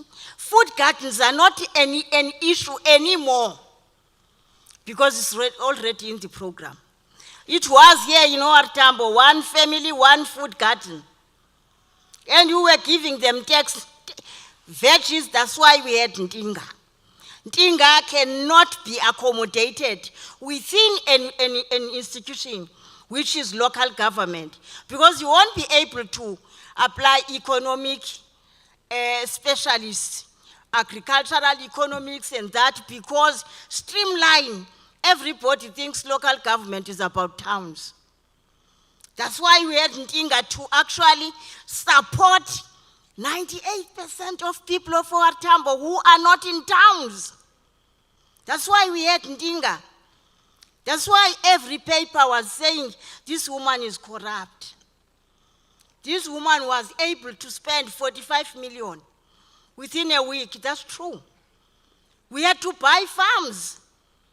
Farms, 365 hectares. That is actually in this asset register of this municipality. It's there in Swartberg. Complaints were that is in another province. That's another province that had land and it was for sale. So Ortambo bought. And we bought every other thing. It's the only farm in South Africa that has got an organogram. Because we actually modernized it. And say, if you are a driver, let's give you a title. You be a driver and get a certificate for you. If you are a foreman, we must give you that title. And everyone, if you are a laborer, we do have those farms. I'm expecting this university to actually be on those farms. Sine farms, 365. They were exporting before I left. Exporting fruit, cereals, East London. Those trees are still. That's why I was happy when the president said, can you leave that one? Can you go to rural development and lend a hand? That's why I'm here today in that capacity. We can't have universities like Ifote. I will tell them when I go there. Because awuzukuba students ezifunda i-degree in agriculture, senze i-BTech, sibe ne-masters, they've never seen a farmer and a farm. Is that still agriculture? When we actually are changing the policy as this government to say, no. because of the food security that you are bringing, guys, tonight, here, we must start at a preschool to expose our children. Early child development must include agriculture. Instead of starting when you are doing a degree, all these years in between, you were absent. And then when we invite you to look at the worms, you say the computers are down. I can always wait for you. When I show you my pic, you say, "Yifort uyithumela apha kum. Nami ngizoyithumela eUniversity ePitoli." We are strengthening ARC. We have said, ARC outside the department, stand on your own and go and share this information with our people. To date, for those who doubt what we are doing, the land we have was changed to be a stranger to us. You know, a general in Zimbabwe, when Zimbabwe got its freedom, there were freedom fighters who were on the death row, and they were released because Zimbabwe was free. And now they were so much frustrated that they said, before we go to South Africa, let's go to this general, who is no longer general today, because Mugabe has actually liberated us. They visited him in his big farm, and he was just a family. And when he saw them, he said, "Please come," and requested the family to leave. And then he said, "Why are you visiting me?" They said, "We have come to prove that we were not hanged. We are here. We're still going back to South Africa to fight." And then he said, "I know you are very powerful, and I feel sorry for you guys in your struggle for your country. We took your land," mark this one, "we took your land forcefully, and we utilized it because we knew it's not ours. That it was ours for a moment, we so much changed it to an extent that, because we knew it's not ours, we'll take it one day. It must be a strange commodity. We have changed it to suit us, and therefore you will need to go back to school, including inviting us to help you use that land. It's no longer the one that you knew. It's no longer. Now kufuneka sibize abantu bazosifundisa ngomhlaba wethu. If we don't do that, it won't give a yield because it was changed. One last thing I must highlight, which is a very, very bad pain on my side. It is said that they have got cooperatives. They have got this issue. During the transition, you remember, Umama Lubelapa will remember very well. In South Africa, had got boards. Whether it's maize board, whether a potato board, there were boards. These boards were funded by government. But you know, during transition, they saw that the incoming government might be in charge of the boards. Thank you very much. And decided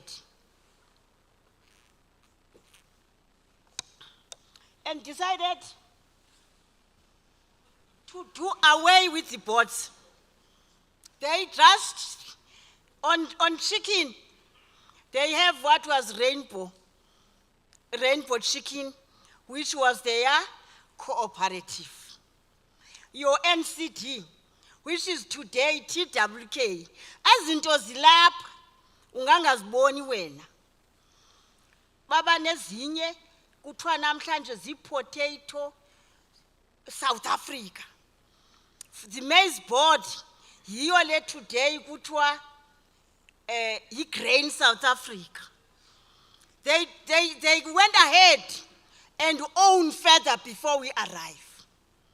They divided all the funds for boards into them. That's why we don't fight away from them. We fight in their gate by saying, okay, if you are so, do this one. Help our people understand this one. Help our people because we got into this ikati likuyo.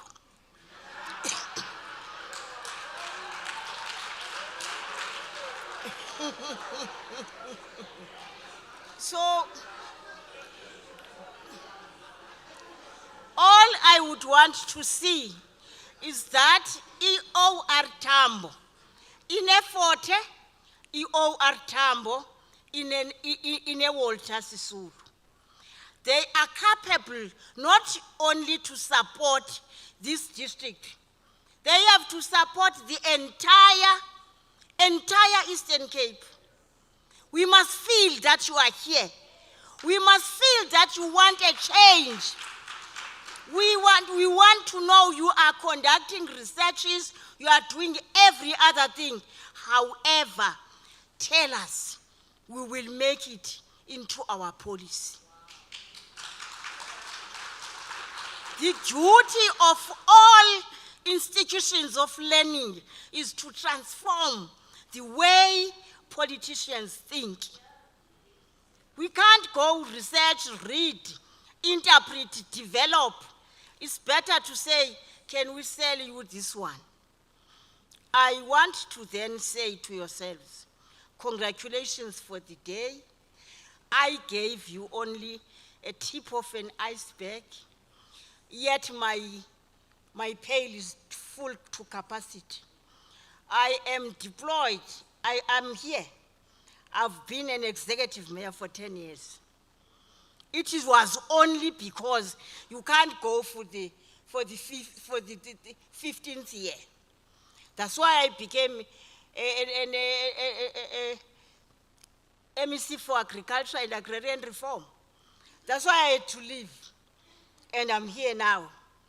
But I would want, as indeed as this university, to have partnerships.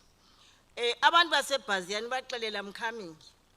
Kukho into esazakhayo eBhaziya. EBhaziya it was a sustainable village. Sayakhela indawo yenyama yenkukhu, sayakhela indawo zamaqanda, sayakhela ibakery emhlabeni wemission. Ithi ke ngoku we nominate you to be part of Inkomanzi local municipality. But my leadership at this level, district, must agree. Because I went to the traditional authority. And using my experience from Indonesia last week, I said, where we celebrated Indonesia, in village that was identified by the United Nations and got a place, akonto bangayithatha pa. Not Mpumalanga. Mpumalanga, you don't know where the town is. You see villages. In between villages, you see all the green. Whatever fruit you want, you will get it. The people are hard at work. That's why we handed over pack houses where they should pack their own. 2, we handed what we call farmer production support units, so that tractors are no longer owned by individuals. Zihlala endaweni, ziranishwa yi-agency. You come, you sign, you take it, you use it, you bring it back, you sign. So we are in that process. But it would be much, much better if guided by abantu abafundileyo. So iqhuba ke noba kanjani if you are absent. Ndiyafuna ukuthatha ithuba ndibulelele uminister beseGermany ku-World Food Day. Waye Arabia phaa nomongameli. Usabuya nokunye makwenziwe. We go to this country almost all the time. We see these examples. Hey, kodwa amafama, you can't be without becoming it. Avela funa uba zii-farmers, uthi ngokuthetha na uyivile le nto ubuyibonile, ayazi kakhulu uba thina zi-farmers masiyifunde le nto ithi, you don't become, we don't just be without becoming. Ndiyanicela ke into yoba sibuyele esikolweni, sithathe ii-universities zethu ezandleni zabanye abantu, sizisebenzise ngoba zezethu. Isibongo bantu abemzini, ndijabule kabi ukuba nani. Kaloku ndivela ngapha kuthethwa amandla.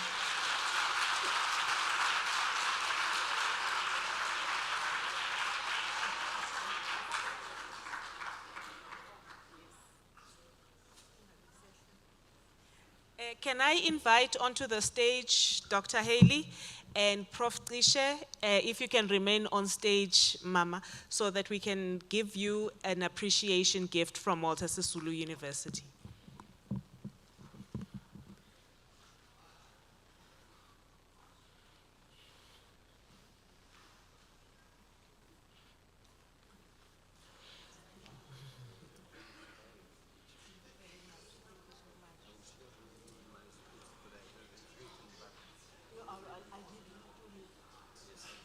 Even if it's one picture. Okay. Good afternoon again. Deputy Ministers. Mafaku. Xa uthethile siyamamela. Uthe xa uthetha, sorry dog. Awazi uba kutheni uze kukhethwe olu lwimi. Ngoku ke ndifuna ukuza kolu lwakho lwenkobe. Siyeva siyiWalter Sisulu University. Futhi siyathembisa sizawusebenza nohulumende. Asinaxesha kuba besinexesha, we're going to tell you about a lot of things that you are doing as this university. Someone who will be saying a vote of thanks will tell you about one of them coming soon. Siyasebenza ne-rural communities zethu, siyasebenza nemqhekezweni in some other research areas. We contribute in rural development, but all we need and we're asking from you, yimali. Sicela imali yokwenza ezi zinto, because some of us, mna ndiyintombi yalapha kusakhela, phaya Lostela. Phaya namasimi asekhaya mathathu alele onke kodwa ndingelo ndikhona. Siyayifuna imali. Sizayisebenza kakhulu. We want to say to you, we are a Walter Sisulu University ebekuthethwe ngayo apha. We are 4 campuses ezifanayo. Next to me is Dr. Mpiti, campus rector waseKomani. You know about the challenges aseKomani. The next one who will be coming is Dr. Nguzamduba, iwesi eyakhe yamanzi eGcuwa. Mtata is better off. Next to him is Pakamani in Tetangani. Next to him is a young man. He doesn't look that very young, Francis.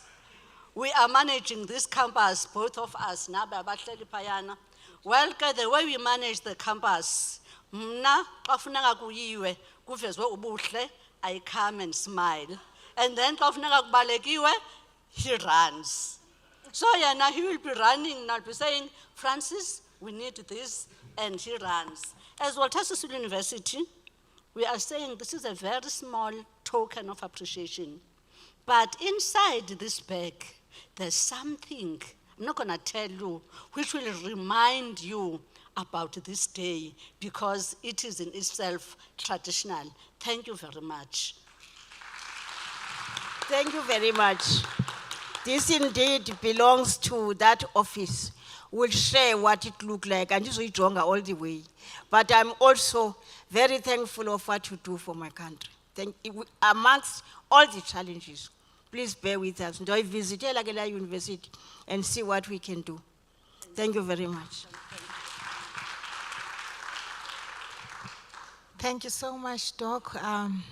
what you have said this morning was very much inspirational and informative.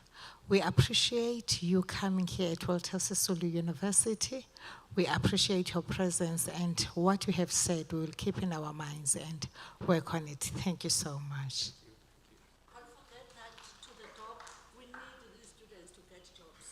Oh yes, oh yes, oh yes, please do something about our South African students. They are very keen, they are very much hardworking students, and we are looking forward for you. Yes. The students. As a regional director, I cover 12 countries, and I have some South Africans who work with me. And my challenge to them is South Africans are highly educated, very clever people, hardworking, but you have one problem. We don't speak other languages, such as French, Portuguese, and those kind of languages. Because with those languages, tomorrow I will give you a job. In Angola, a job in Mozambique, a job in all those places, because those are international positions that you could occupy. Because if you don't speak any language, a second language, the UN is not a place, because we need always a language. And it's not for the World Food Program only.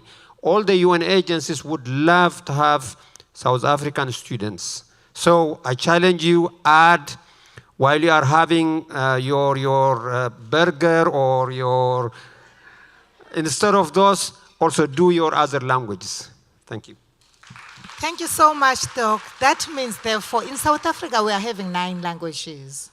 So learning another one is an easy thing. It's very easy for us. We will definitely learn French. Thank you. This is your token of appreciation. Thank you so much. I beg your indulgence for just 10 more minutes, and then we will conclude the program. I, at this point, would like to call onto the podium Mr. Piri. He will do reflections on today. Thereafter, we will have Dr. Bulelwa Ngozamtuba, who will do the vote of thanks. Oh, as he comes up, I must say this, a disclaimer so that the university is not sued by anyone. The views expressed by the panel members or anybody else that has spoken is independent of WSU. Thank you. Well, interesting way to segue into reflections. It's clear we're at an institute of highest learning, right? The room is rich. Just starting from what was said by Honorable Deputy Minister, we are not our grades, we are not our levels, we are not our qualifications. We should aspire to go beyond that. Now, so much was said here, and I'm not going to take a lot of time. In under 5 minutes, we'll be done with reflections. What shall we take home, right? Agriculture is not business to be postponed for tomorrow. Farming is everyone's business. Food security is everyone's business. That's according to Dr. Mengesteb Haile. A couple of figures to jog your mind. 12 million people going to bed hungry in South Africa, unacceptable. 1 million of those people in the Eastern Cape. The biggest challenge to agriculture or to farming is access to finance. Finance is designed in an exclusionary way where people, particularly young people, are unable to access funding. We need innovative solutions in attracting funding. Land is available. Land is there in the rural homes. We just need to utilize it. It was said by the farmer up there. It was said by Mam Mzwakile.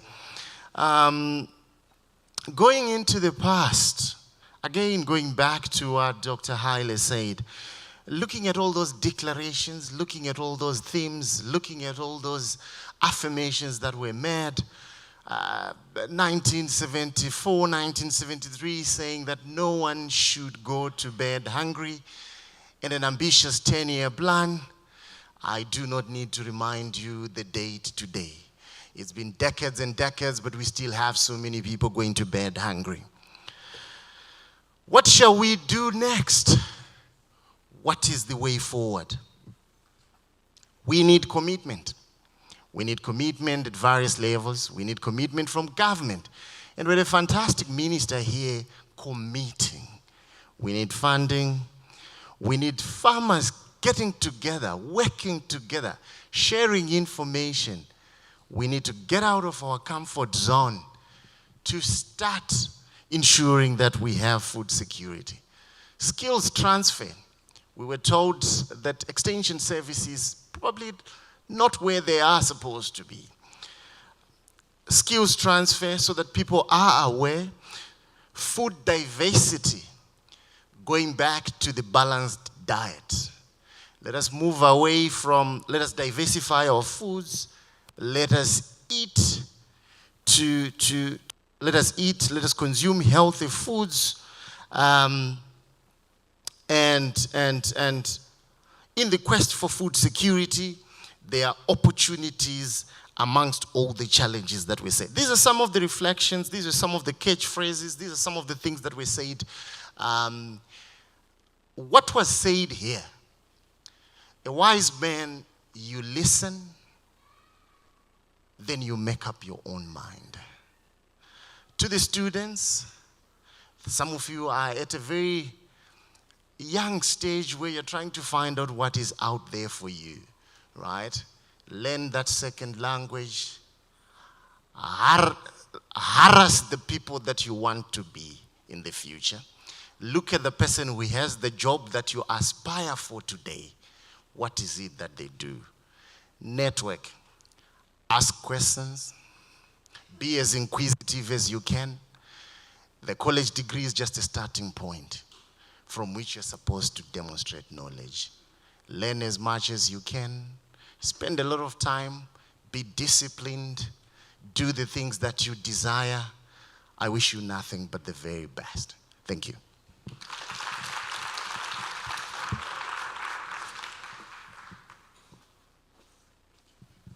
Thank you so much. As we are wrapping up, I just want to remind the students that are in this hall, in this auditorium, that World Food Program is presenting some of the opportunities, career opportunities available. There is a table just outside for you to engage with their HR people on more information. Let me hand over to Dr. Bulelwa Ngozamduba, who will do the vote of thanks.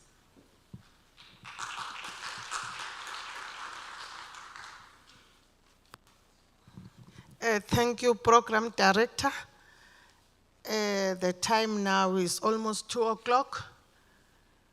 But I don't think that there's somebody who regrets that he is here or she is here. On behalf of the university management, let me greet you all in the name of World Food Day Program. But I need to specify in terms of protocols. Let me start with you, our Honorable Kapa, the Deputy Minister of Agriculture, Rural Development and Land Reform, followed by you, Dr. Hale, our guest speaker for today, and the delegation from UN, United Nations, in terms of the World Food Program, the government officials here present and represented from different departments, the farmers that have embraced us for this prestigious day, the colleagues from Walter Sisulu University, our district municipality, OR Tambo, the students at large, the leadership of the campus, that is the students, campus SRC, I'm looking at them up there. Ladies and gentlemen, the representatives from the cooperatives, all the delegates that are coming from all the stakeholders of the university, let me acknowledge you all and greet you all once more. Mine is to just say in terms of our culture, indwendwe ziyabukwa. You've got to welcome them, and then at the end of the program, you still need to thank you them. Inkwenkwezi ke ziyashiyana ngobuqaqawuli bazo. If I don't mention your name, you must know that I've thanked you too. Let me first thank the organizers of this prestigious event, because without them doing this for us, Tina, we came here, everything was already done. Thank you very much. I wish you could clap them, give them a round of applause. They are normally forgotten when we find that we are excited about the program. Let me start then by the program director, who's also normally forgotten. Thank you, Mr. Kwayo. You know your story. This is our executive director for marketing and communication advancement from the university. Let me welcome our mother for the campus. Thank our mother for the campus who has welcomed us. Hence, you could see that other people now were taking their blazers or jackets out because they were happy to be here. Mr. Funzo, you spoke only 4 objectives of this day, and I appreciate that. You were just on spot.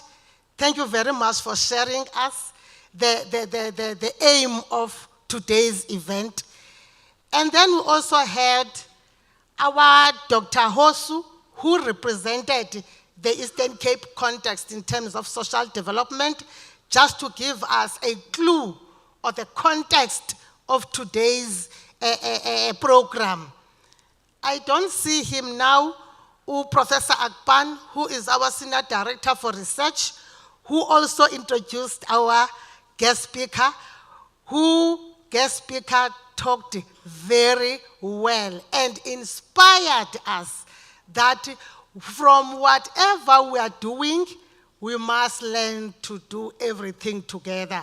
Working in silos will not assist us, but if we are working together as all the stakeholders of the university, as well as our local communities, we can go far, because as the World Food Program Regional Director, they've got a mandate from the United Nations to make it a point that no individual goes to bed without a meal. Thank you very much. You have challenged us a lot, so we are going to learn a lot and try to do our introspection as individuals so that we can do as we are supposed to do, to make it a point that we close this gap between the poor and the rich in our country.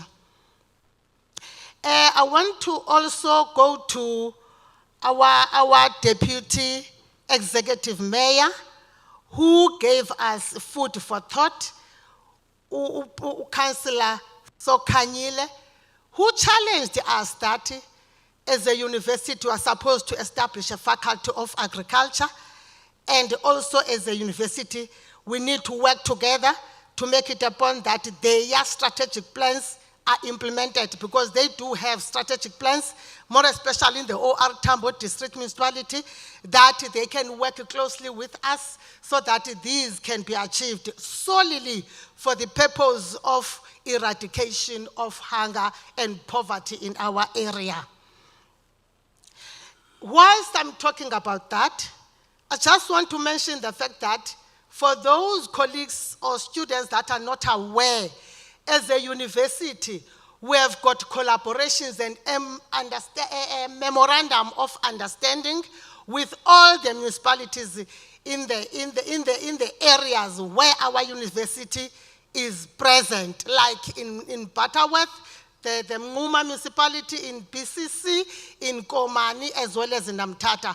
So we are working very closely with all our local and district municipality solely for improving the activities and also the socio-economic factors that are affecting our local people. As a result, here next week, we are going to have again a rural development in Daba, hosted by the university together with the OR Tambo District Municipality. This is also aimed at trying to eradicate poverty and also to improve the standard of living of our people in the in the district municipality. That actually shows that we are trying to work as a team. We are trying to do this, what the deputy minister has alluded to, of having those work streams to actually assist the people in our country. Then let me now thank the deputy minister. I've been watching her through social media, not necessarily social, the way you mean it, social, TV, on official platforms, the way she talks, and it is my pleasure now to actually see her in front of me, talking very nicely, understanding the issues as umntana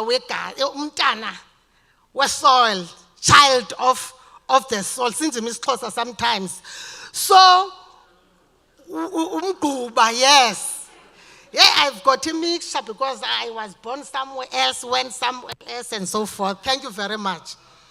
You spoke so well, Honorable Deputy Minister Papa. I was so touched when you were referring to the strides and the achievements that we have made so far. When you were an executive mayor for so many years, and also now you are at this position. And I'm hoping that we are still going to get a lot from you. Sisenza kufunxa uThixo akugcine so that sifunxe singomama abazamayo apha emva kwakho. Thank you so much. You motivated us a lot. You told us ideas that we can also think of in our respective campuses with the other local and district municipalities in other areas of the globe. Thank you so much. And when you started talking, I just thought you were still going to read something. I was so impressed that everything was in the mind. Hey, thank you very much. I wish, colleagues, we could give her a round of applause. And it is true that she's coming from this area, and she's very close with our university, because even the husband, Utatu Kaba, used to be our council member. He has done a lot for the university. We really appreciate that. I cannot finish by not thanking the moderators, Dr. Hosu, as well as Dr. Piri, Mr. Piri, who have moderated the sessions, the panel discussions in a good manner.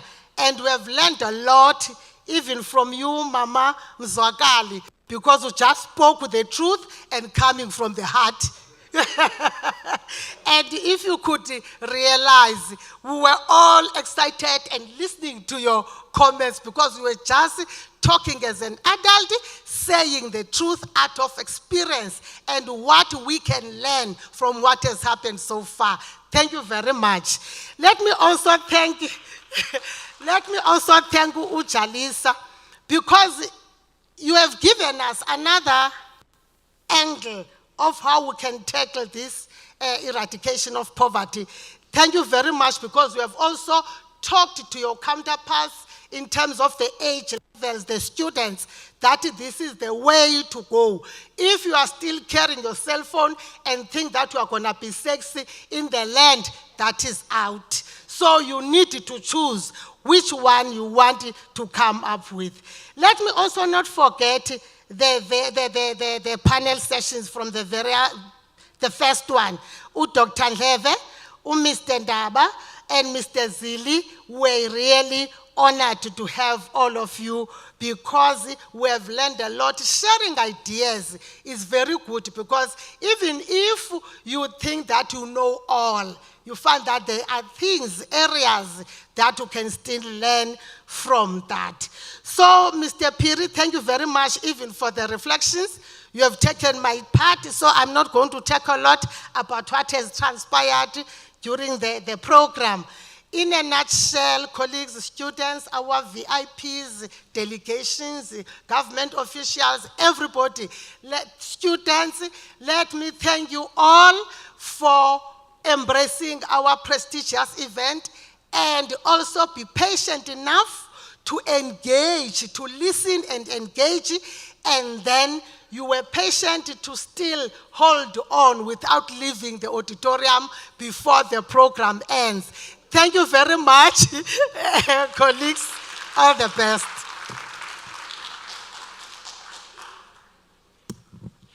We've come to the end of today's program, which was a commemoration of World Food Day.